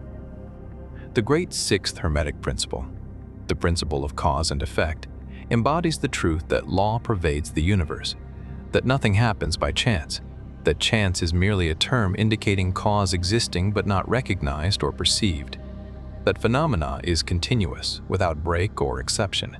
The principle of cause and effect underlies all scientific thought, ancient and modern, and was enunciated by the Hermetic teachers in the earliest days. While many and varied disputes between the many schools of thought have since arisen, these disputes have been principally upon the details of the operations of the principle, and still more often upon the meaning of certain words. The underlying principle of cause and effect has been accepted as correct by practically all the thinkers of the world worthy of the name. To think otherwise would be to take the phenomena of the universe from the domain of law and order, and to relegate it to the control of the imaginary something which men have called chance. A little consideration will show anyone that there is in reality no such thing as pure chance. Webster defines the word chance as follows: a supposed agent or mode of activity other than a force, law, or purpose, the operation or activity of such agent, the supposed effect of such an agent, a happening, fortuity, casualty, etc. But a little consideration will show you that there can be no such agent as chance in the sense of something outside of law, something outside of cause and effect. How could there be a something acting in the phenomenal universe, independent of the laws, order, and continuity of the latter? Such a something would be entirely independent of the orderly trend of the universe, and therefore superior to it. We can imagine nothing outside of the all being outside of the law, and that only because the all is the all is the all is the all in itself. There is no room in the universe for a something outside of and independent of law. The existence of such a something would render all natural laws ineffective and would plunge the universe into chaotic disorder and lawlessness.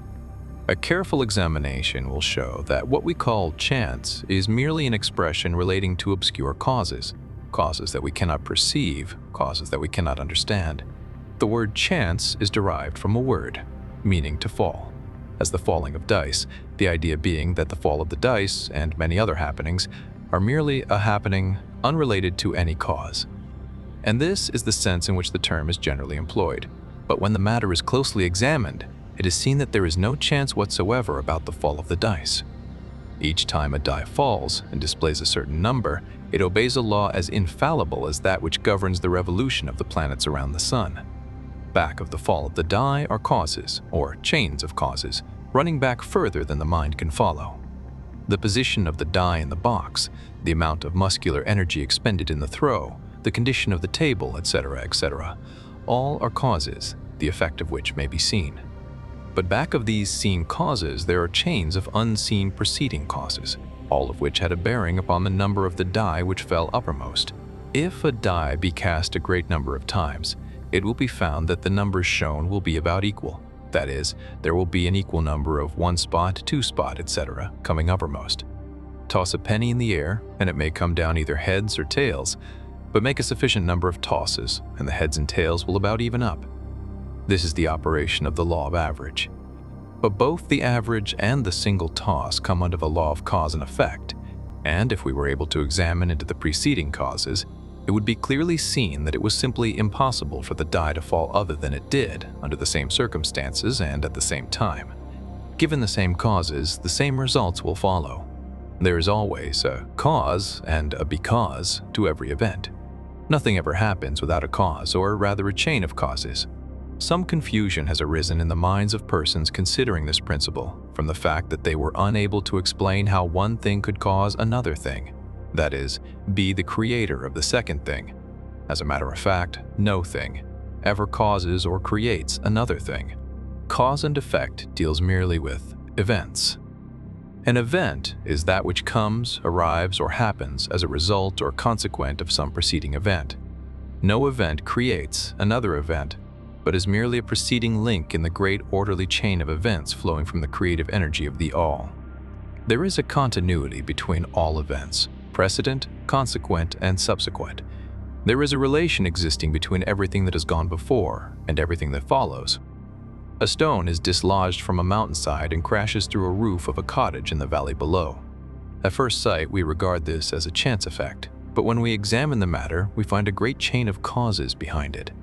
In the first place, there was the rain which softened the earth supporting the stone and which allowed it to fall.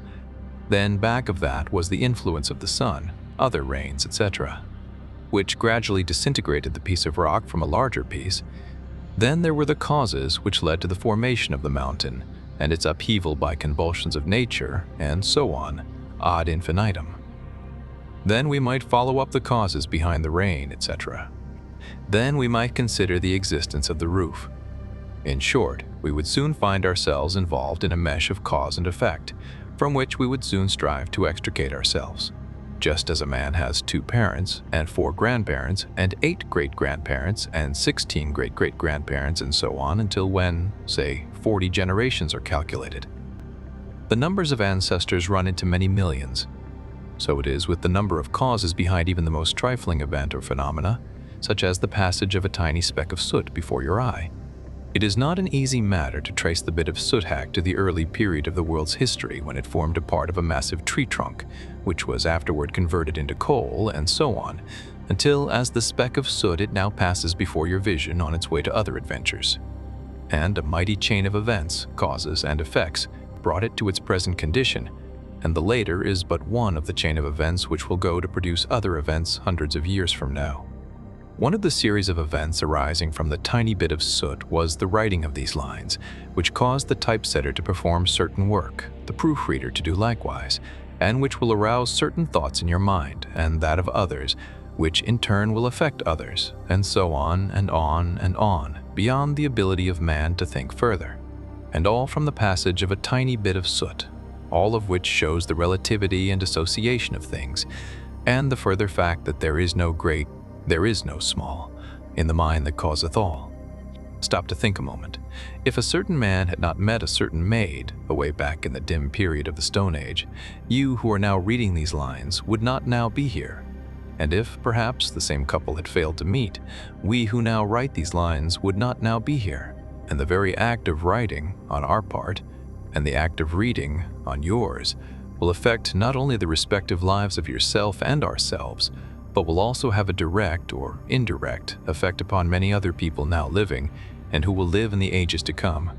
Every thought we think, every act we perform, has its direct and indirect results which fit into the great chain of cause and effect. We do not wish to enter into a consideration of free will or determinism in this work for various reasons. Among the many reasons is the principal one that neither side of the controversy is entirely right. In fact, both sides are partially right, according to the Hermetic teachings.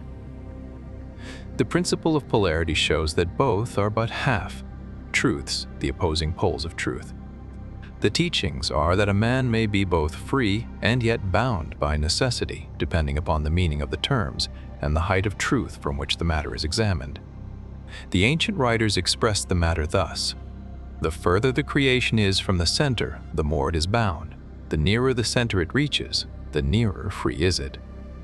The majority of people are more or less the slaves of heredity, environment, etc., and manifest very little freedom.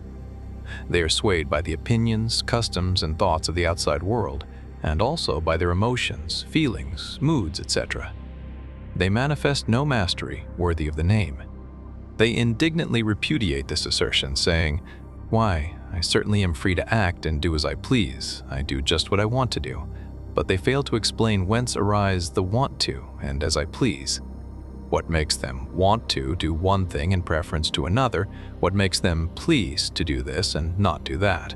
Is there no because to their pleasing and wanting? The master can change these pleases and wants into others at the opposite end of the mental pole. He is able to will, instead of to will because some feeling, mood, emotion, or environmental suggestion arouses a tendency or desire within him so to do. The majority of people are carried along like the falling stone, obedient to environment, outside influences and internal moods, desires, etc. Not to speak of the desires and wills of others stronger than themselves, heredity, environment, and suggestion, carrying them along without resistance on their part, or the exercise of the will. Moved like the pawns on the checkerboard of life, they play their parts and are laid aside after the game is over. But the masters, knowing the rules of the game, rise above the plane of material life, and placing themselves in touch with the higher powers of their nature, dominate their own moods, characters, qualities, and polarity, as well as the environment surrounding them, and thus become movers in the game instead of pawns, causes instead of effects. The masters do not escape the causation of the higher planes, but fall in with the higher laws, and thus master circumstances on the lower plane. They thus form a conscious part of the law, instead of being mere blind instruments. While they serve on the higher planes, they rule on the material plane. But on higher and on lower, the law is always in operation. There is no such thing as chance. The blind goddess has been abolished by reason. We are able to see now, with eyes made clear by knowledge, that everything is governed by universal law, that the infinite number of laws are but manifestations of the one great law, the law which is the all. It is true indeed that not a sparrow drops unnoticed by the mind of the ale, that even the hairs on our head are numbered. As the scriptures have said, there is nothing outside of law, nothing that happens contrary to it. And yet, do not make the mistake of supposing that man is but a blind automaton. Far from that. The Hermetic teachings are that man may use law to overcome laws, and that the higher will always prevail against the lower, until at last he has reached the stage in which he seeks refuge in the law itself and laughs the phenomenal laws to scorn. Are you able to grasp the inner meaning of this? Chapter 13. Gender. Gender is in everything. Everything has its masculine and feminine principles. Gender manifests on all planes. The Kybalion. The great Seventh Hermetic Principle. The principle of gender embodies the truth that there is gender manifested in everything, that the masculine and feminine principles are ever present and active in all phases of phenomena on each and every plane of life. At this point, we think it well to call your attention to the fact that gender, in its Hermetic sense, and sex in the ordinarily accepted use of the term, are not the same. The word gender is derived from the Latin root meaning to beget, to procreate, to generate, to create, to produce. A moment's consideration will show you that the word has a much broader and more general meaning than the term sex, the latter referring to the physical distinctions between male and female living things. Sex is merely a manifestation of gender on a certain plane of the great physical plane, the plane of organic life. We wish to impress this distinction upon your minds, for the reason that certain writers who have acquired a smattering of the Hermetic philosophy have sought to identify this seventh Hermetic principle with wild and fanciful and often reprehensible theories and teachings regarding sex. The office of gender is solely that of creating, producing, generating, etc., and its manifestations are visible on every plane of phenomena. It is somewhat difficult to produce proofs of this along scientific lines, for the reason that science has not as yet recognized this principle as of universal application. But still, some proofs are forthcoming from scientific sources. In the first place, we find a distinct manifestation of the principle of gender among the corpuscles, ions, or electrons, which constitute the basis of matter as science now knows the latter, and which, by forming certain combinations, form the atom, which until lately was regarded as final and indivisible. The latest word of science is that the atom is composed of a multitude of corpuscles, electrons, or ions, the various names being applied by different authorities, revolving around each other and vibrating at a high degree and intensity. But the accompanying statement is made that the formation of the atom is really due to the clustering of negative corpuscles around a positive one, the positive corpuscles seeming to exert a certain influence upon the negative corpuscles, causing the latter to assume certain combinations and thus create or generate an atom. This is in line with the most ancient Hermetic teachings, which have always identified the masculine principle of gender with the positive and the feminine with the negative, poles of electricity so-called. Now, a word at this point regarding this identification. The public mind has formed an entirely erroneous impression regarding the qualities of the so-called negative pole of electrified or magnetized matter. The terms positive and negative are very wrongly applied to this phenomenon by science. The word positive means something real and strong, as compared with a negative unreality or weakness. Nothing is further from the real facts of electrical phenomenon. The so-called negative pole of the battery is really the pole in and by which the generation or production of new forms and energies is manifested. There is nothing negative about it. The best scientific authorities now use the word cathode in place of negative, the word cathode coming from the Greek root meaning descent, the path of generation, etc. From the cathode pole emerged the swarm of electrons or corpuscles. From the same pole emerged those wonderful rays, which have revolutionized scientific conceptions during the past decade. The cathode pole is the mother of all of the strange phenomena which have rendered useless the old textbooks, and which have caused many long-accepted theories to be relegated to the scrap pile of scientific speculation. The cathode, or negative pole, is the mother principle of electrical phenomena and of the finest forms of matter as yet known to science. So you see, we are justified in refusing to use the term negative in our consideration of the subject and in insisting upon substituting the word feminine for the old term. The facts of the case bear us out in this, without taking the Hermetic teachings into consideration, and so we shall use the word feminine in the place of negative in speaking of that pole of activity. The latest scientific teachings are that the creative corpuscles or electrons are feminine. Science says they are composed of negative electricity. We say they are composed of feminine energy. A feminine corpuscle becomes detached from, or rather leaves, a masculine corpuscle and starts on a new career. It actively seeks a union with a masculine corpuscle, being urged thereto by the natural impulse to create new forms of matter or energy. One writer goes so far as to use the term, it at once seeks, of its own volition, a union, etc.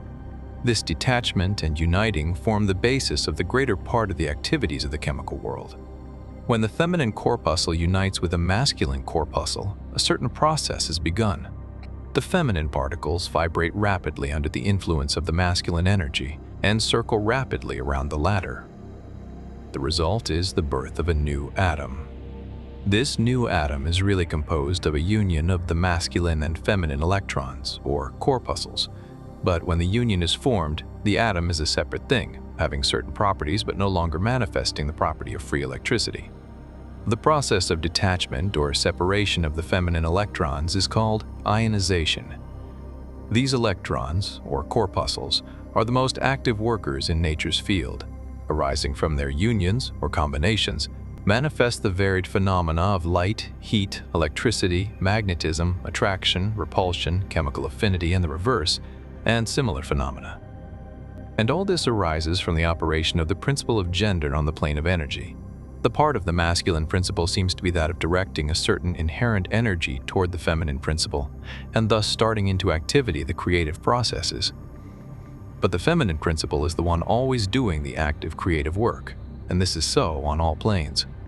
And yet each principle is incapable of operative energy without the assistance of the other. In some of the forms of life, the two principles are combined in one organism. For that matter, everything in the organic world manifests both genders. There is always the masculine present in the feminine form and the feminine form. The Hermetic teachings include much regarding the operation of the two principles of gender in the production and manifestation of various forms of energy, etc. But we do not deem it expedient to go into detail regarding the same at this point, because we are unable to back up the same with scientific proof, for the reason that science has not as yet progressed thus far. But the example we have given you of the phenomena of the electrons or corpuscles will show you that science is on the right path, and will also give you a general idea of the underlying principles. Some leading scientific investigators have announced their belief that in the formation of crystals there was to be found something that corresponded to sex activity, which is another straw showing the direction the scientific winds are blowing. And each year will bring other facts to corroborate the correctness of the Hermetic principle of gender.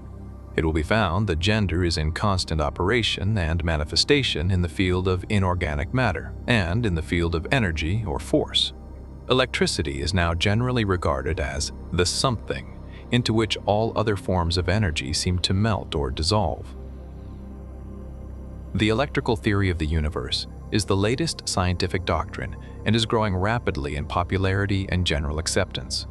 And it thus follows that if we are able to discover in the phenomena of electricity, even at the very root and source of its manifestations, a clear and unmistakable evidence of the presence of gender and its activities, we are justified in asking you to believe that science at last has offered proofs of the existence in all universal phenomena of that great Hermetic principle, the principle of gender. It is not necessary to take up your time with the well-known phenomena of the attraction and repulsion of the atoms, chemical affinity, the loves and hates of the atomic particles, the attraction or cohesion between the molecules of matter. These facts are too well known to need extended comment from us. But have you ever considered that all of these things are manifestations of the gender principle? Can you not see that the phenomena is on all fours with that of the corpuscles or electrons? And more than this, can you not see the reasonableness of the Hermetic teachings which assert that the very law of gravitation, that strange attraction by reason of which all particles and bodies of matter in the universe tend toward each other, is but another manifestation of the principle of gender, which operates in the direction of attracting the masculine to the feminine energies, and vice versa? We cannot offer you scientific proof of this at this time, but examine the phenomena in the light of the Hermetic teachings on the subject, and see if you have not a better working hypothesis than any offered by physical science. Submit all physical phenomena to the test, and you will discern the principle of gender ever in evidence. Let us now pass on to a consideration of the operation of the principle on the mental plane. Many interesting features are there awaiting examination. Chapter 14. Mental Gender. Students of psychology who have followed the modern trend of thought along the lines of mental phenomena are struck by the persistence of the dual mind idea which has manifested itself so strongly during the past 10 or 15 years, and which has given rise to a number of plausible theories regarding the nature and constitution of these two minds.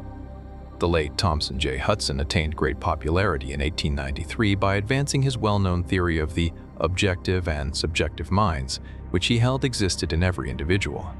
Other writers have attracted almost equal attention by the theories regarding the conscious and subconscious minds, the voluntary and involuntary minds, the active and passive minds, etc., etc. The theories of the various writers differ from each other, but there remains the underlying principle of the duality of mind. The student of the Hermetic philosophy is tempted to smile when he reads and hears of these many new theories regarding the duality of mind, each school adhering tenaciously to its own pet theories, and each claiming to have discovered the truth.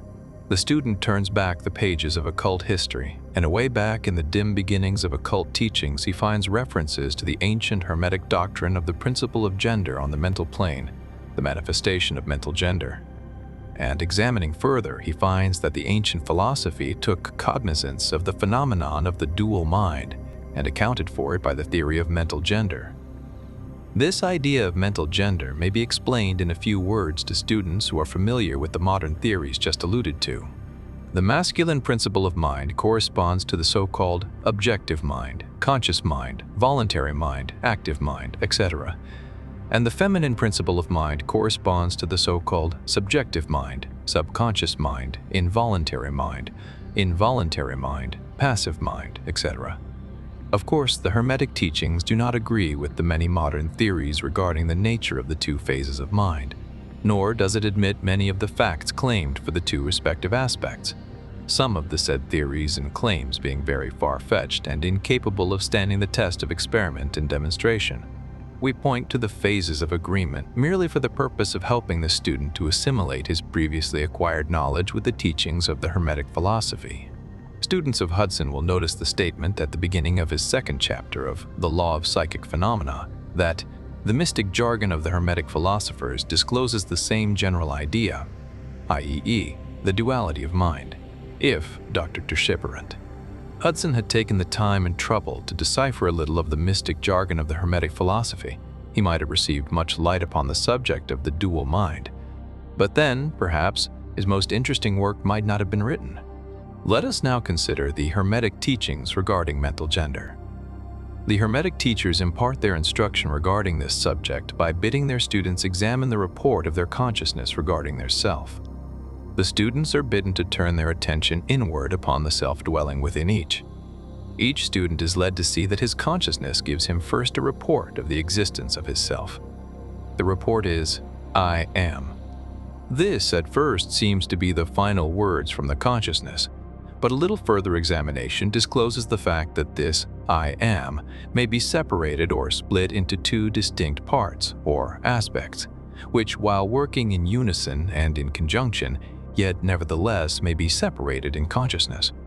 While at first there seems to be only an I existing, a more careful and closer examination reveals the fact that there exists an I and a me. These mental twins differ in their characteristics and nature, and an examination of their nature and the phenomena arising from the same will throw much light upon many of the problems of mental influence. Let us begin with a consideration of the me, which is usually mistaken for the I by the student, until he presses the inquiry a little further back into the recesses of consciousness. A man thinks of his self, in its aspect of me, as being composed of certain feelings, tastes, likes, dislikes, habits, peculiar ties, characteristics, etc., all of which go to make up his personality, or the self known to himself and others. He knows that these emotions and feelings change, are born and die away, are subject to the principle of rhythm, and the principle of polarity, which take him from one extreme of feeling to another. He also thinks of the me as being certain knowledge gathered together in his mind, and thus forming a part of himself. This is the me of a man, but we have proceeded too hastily. The me of many men may be said to consist largely of their consciousness of the body and their physical appetites, etc. Their consciousness being largely bound up with their bodily nature, they practically live there. Some men even go so far as to regard their personal apparel as a part of their me and actually seem to consider it a part of themselves. A writer has humorously said that men consist of three parts: soul, body, and clothes. These clothes conscious. People would lose their personality if divested of their clothing by savages upon the occasion of a shipwreck. But even many who are not so closely bound up with the idea of personal raiment stick closely to the consciousness of their bodies being their me. They cannot conceive of a self independent of the body. Their mind seems to them to be practically something belonging to their body, which in many cases it is indeed. But as man rises in the scale of consciousness, he is able to disentangle his me from his idea of body, and is able to think of his body as belonging to the mental part of him.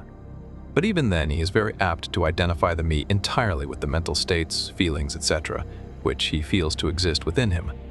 He is very apt to consider these internal states as identical with himself, instead of there being simply things produced by some part of his mentality and existing within him, of him, and in him, but still not himself.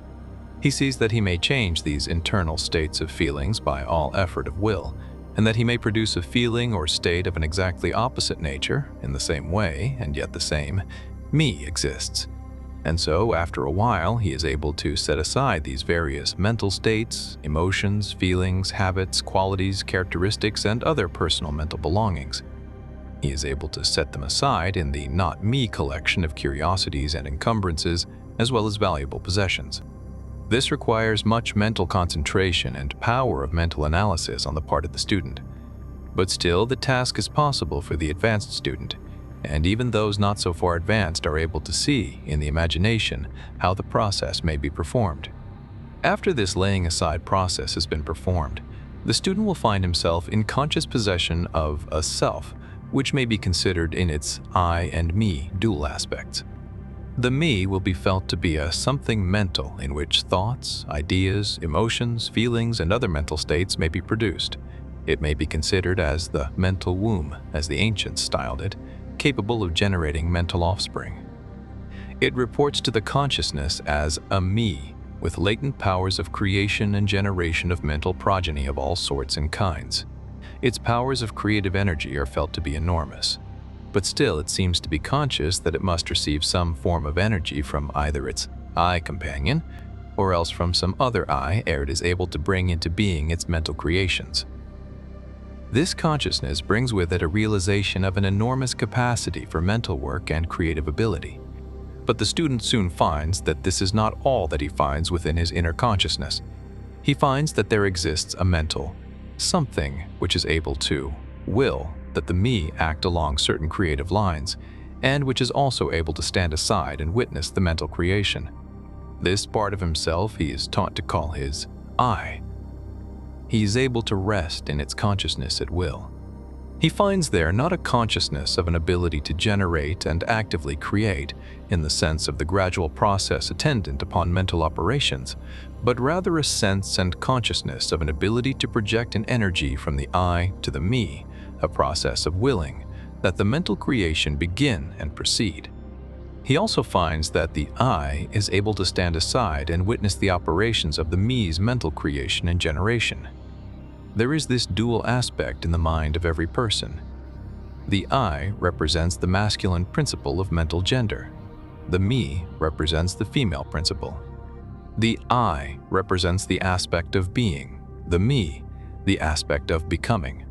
You will notice that the principle of correspondence operates on this plane just as it does upon the great plane upon which the creation of universes is performed. The two are similar in kind, although vastly different in degree. As above, so below, as below, so above. These aspects of mind, the masculine and feminine principles, the I and the me considered in connection with the well-known mental and psychic phenomena, give the master key to these dimly known regions of mental operation and manifestation. The principle of mental gender gives the truth underlying the whole field of the phenomena of mental influence, etc. The tendency of the feminine principle is always in the direction of receiving impressions, while the tendency of the masculine principle is always in the direction of giving out or expressing. The feminine principle has much more varied field of operation than has the masculine principle. The feminine principle conducts the work of generating new thoughts, concepts, ideas, including the work of the imagination. The masculine principle contents itself with the work of the will in its varied phases. And yet, without the active aid of the will of the masculine principle, the feminine principle is apt to rest content with generating mental images which are the result of impressions received from outside, instead of producing original mental creations. Persons who can give continued attention and thought to a subject actively employ both of the mental principles, the feminine in the work of the mental generation, and the masculine will in stimulating and energizing the creative portion of the mind. The majority of persons really employ the masculine principle but little and are content to live according to the thoughts and ideas instilled into the me from the I of other minds. But it is not our purpose to dwell upon this phase of the subject, which may be studied from any good textbook upon psychology, with the key that we have given you regarding mental gender. The student of psychic phenomena is aware of the wonderful phenomena classified under the head of telepathy, thought transference, mental influence, suggestion, hypnotism, etc. Many have sought for an explanation of these varied phases of phenomena under the theories of the various dual mind teachers. And in a measure they are right, for there is clearly a manifestation of two distinct phases of mental activity. But if such students will consider these dual minds in the light of the Hermetic teachings regarding vibrations and mental gender, they will see that the long sought-for key is at hand. In the phenomena of telepathy, it is seen how the vibratory energy of the masculine principle is projected toward the feminine principle of another person, and the latter takes the seed thought and allows it to develop into maturity. In the same way, suggestion and hypnotism operates. The masculine principle of the person giving the suggestions directs a stream of vibratory energy or willpower toward the feminine principle of the other person, and the latter accepting it makes it its own and acts and thinks accordingly. An idea thus lodged in the mind of another person grows and develops, and in time is regarded as the rightful mental offspring of the individual, whereas it is in reality like the cuckoo egg placed in a sparrow's nest, where it destroys the rightful offspring and makes itself at home. The normal method is for the masculine and feminine principles in a person's mind to coordinate and act harmoniously in conjunction with each other, but, unfortunately, the masculine principle in the average person is too lazy to act. The display of willpower is too slight, and the consequence is that such persons are ruled almost entirely by the minds and wills of other persons, whom they allow to do their thinking and willing for them. How few original thoughts or original actions are performed by the average person?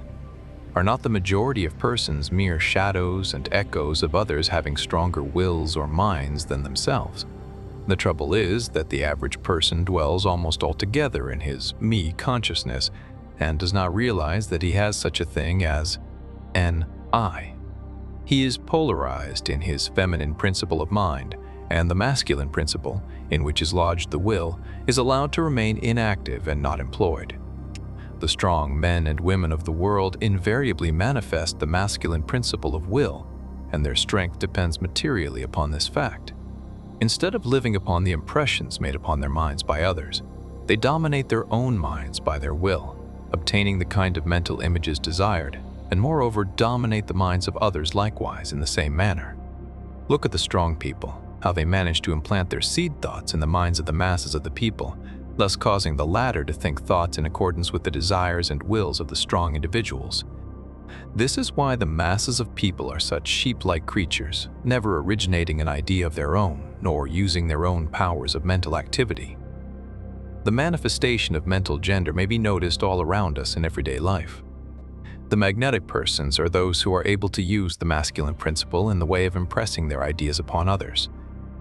The actor who makes people weep or cry as he wills is employing this principle, and so is the successful orator, statesman, preacher, writer, or other people who are before the public attention.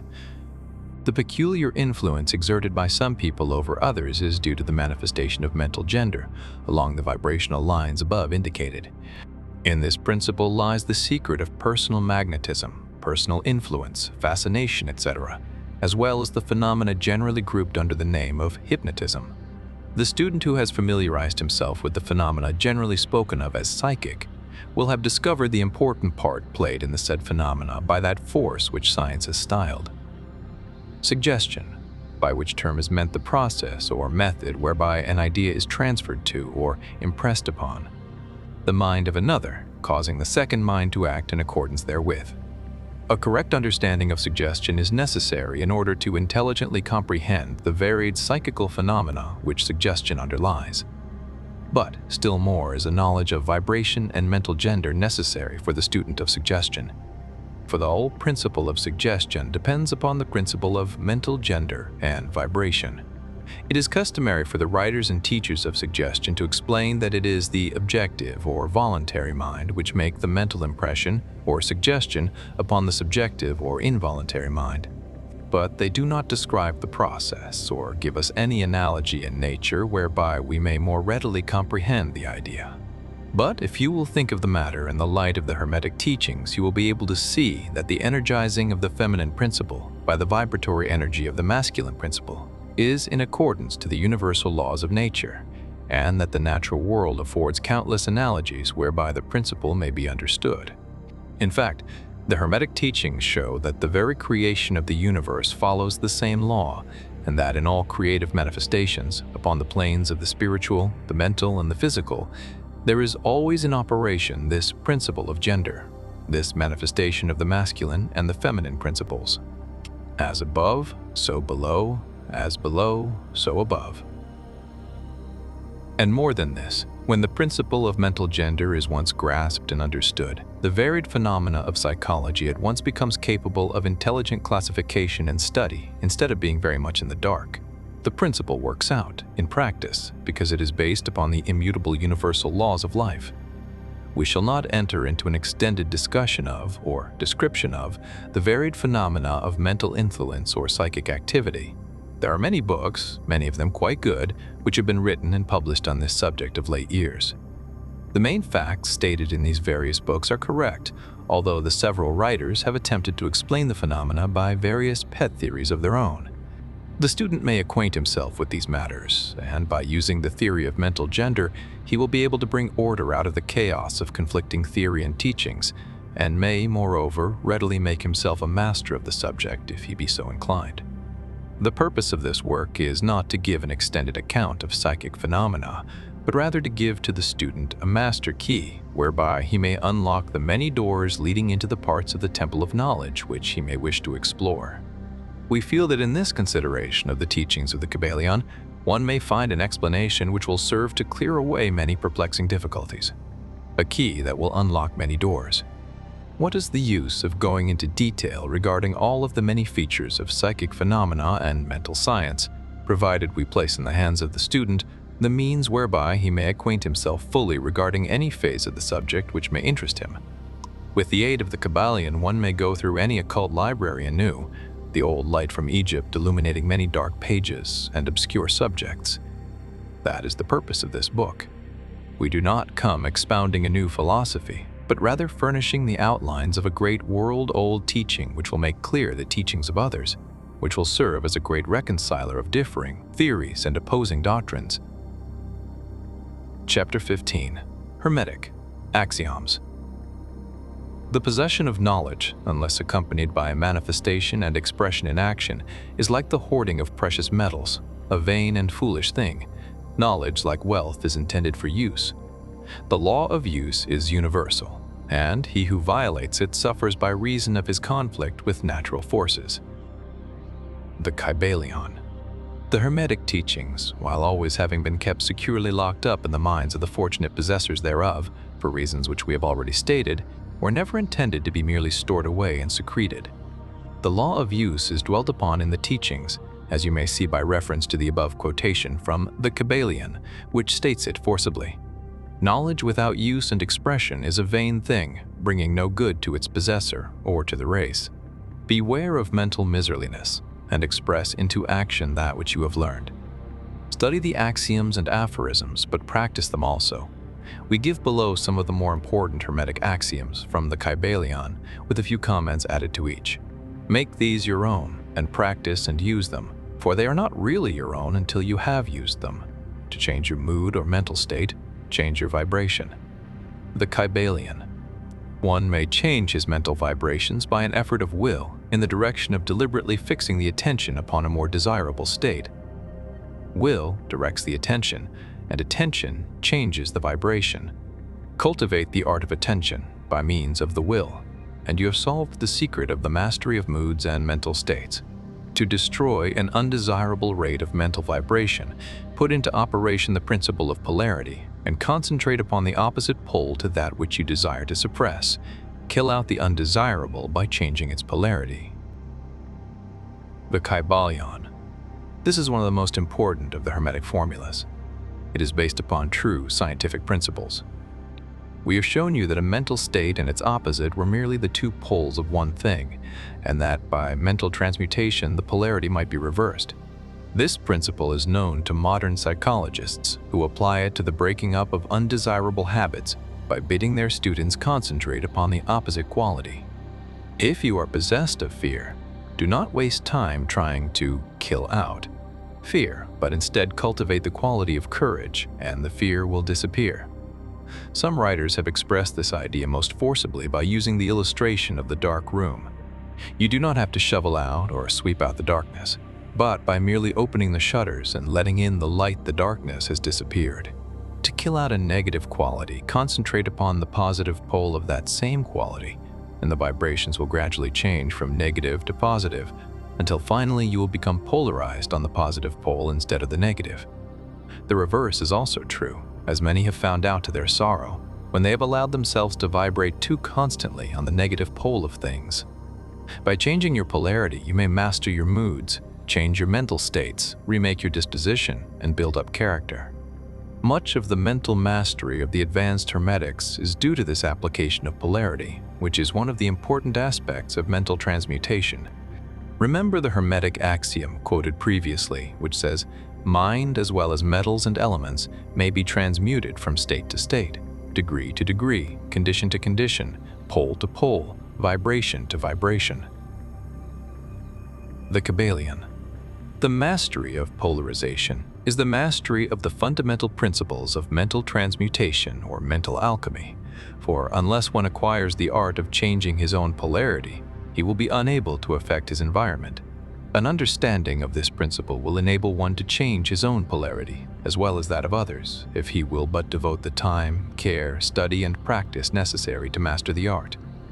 The principle is true, but the results obtained depend upon the persistent patience and practice of the student. Rhythm may be neutralized by an application of the art of polarization. The Kybalion. As we have explained in previous chapters, the Hermetists hold that the principle of rhythm manifests on the mental plane as well as on the physical plane, and that the bewildering succession of moods, feelings, emotions, and other mental states are due to the backward and forward swing of the mental pendulum, which carries us from one extreme of feeling to the other. The Hermetists also teach that the law of neutralization enables one, to a great extent, to overcome the operation of rhythm in consciousness. As we have explained, there is a higher plane of consciousness, as well as the ordinary lower plane, and the master, by rising mentally to the higher plane, causes the swing of the mental pendulum to manifest on the lower plane, and he, dwelling on his higher plane, escapes the consciousness of the swing backward. This is effected by polarizing on the higher self, and thus raising the mental vibrations of the ego above those of the ordinary plane of consciousness. It is akin to rising above a thing and allowing it to pass beneath you. The advanced Hermetist polarizes himself at the positive pole of his being, the I am pole, rather than the pole of personality, and by refusing and denying the operation of rhythm, raises himself above its plane of consciousness, and standing firm in his statement of being, he allows the pendulum to swing back on the lower plane without changing his polarity. This is accomplished by all individuals who have attained any degree of self-mastery, whether they understand the law or not. Such persons simply refuse to allow themselves to be swung back by the pendulum of mood and emotion, and by steadfastly affirming the superiority they remain polarized on the positive pole. The master, of course, attains a far greater degree of proficiency, because he understands the law which he is overcoming by a higher law, and by the use of his will he attains a degree of poise and mental steadfastness almost impossible of belief on the part of those who allow themselves to be swung backward and forward by the mental pendulum of moods and feelings. Remember always, however, that you do not really destroy the principle of rhythm, for that is indestructible. You simply overcome one law by counterbalancing it with another, and thus maintain an equilibrium. The laws of balance and counterbalance are in operation on the mental as well as on the physical planes, and an understanding of these laws enables one to seem to overthrow laws, whereas he is merely exerting a counterbalance. Nothing escapes the principle of cause and effect, but there are many planes of causation, and one may use the laws of the higher to overcome the laws of the lower. The Kybalion. By an understanding of the practice of polarization, the Hermetists rise to a higher plane of causation and thus counterbalance the laws of the lower planes of causation. By rising above the plane of ordinary causes, they become themselves, in a degree, causes, instead of being merely caused. By being able to master their own moods and feelings, and by being able to neutralize rhythm, as we have already explained, they are able to escape a great part of the operations of cause and effect on the ordinary plane. The masses of people are carried along, obedient to their environment, the wills and desires of others stronger than themselves, the effects of inherited tendencies, the suggestions of those about them, and other outward causes, which tend to move them about on the chessboard of life like mere pawns. By rising above these influencing causes, the advanced Hermetists seek a higher plane of mental action, and by dominating their moods, emotions, impulses, and feelings, they create for themselves new characters, qualities, and powers, by which they overcome their ordinary environment and thus become practically players instead of mere pawns. Such people help to play the game of life understandingly instead of being moved about this way and that way by stronger influences and powers and wills. They use the principle of cause and effect instead of being used by it. Of course, even the highest are subject to the principle as it manifests on the higher planes, but on the lower planes of activity, they are masters instead of slaves. As the Kybalion says, the wise ones serve on the higher, but rule on the lower. They obey the laws coming from above them, but on their own plane and those below them they rule and give orders, and yet in so doing they form a part of the principle instead of opposing it. The wise man falls in with the law, and by understanding its movements he operates it instead of being its blind slave. Just as does the skilled swimmer turn this way and that way, going and coming as he will instead of being as the log which is carried here and there. So is the wise man as compared to the ordinary man. And yet both swimmer and log, wise man and fool, are subject to law. He who understands this is well on the road to mastery. The Kybalion. In conclusion, let us again call your attention to the Hermetic axiom: true Hermetic transmutation is a mental art. The Kybalion. In the above axiom, the Hermetists teach that the great work of influencing one's environment is accomplished by mental power. The universe being wholly mental, it follows that it may be ruled only by mentality. And in this truth is to be found an explanation of all the phenomena and manifestations of the various mental powers which are attracting so much attention and study in these earlier years of the 20th century. Back of and under the teachings of the various cults and schools remains ever constant the principle of the mental substance of the universe. If the universe be mental in its substantial nature, then it follows that mental transmutation must change the conditions and phenomena of the universe. If the universe is mental, then mind must be the highest power affecting its phenomena. If this be understood, then all the so-called miracles and wonder-workings are seen plainly for what they are. The all is mind, the universe is mental. The Kybalion.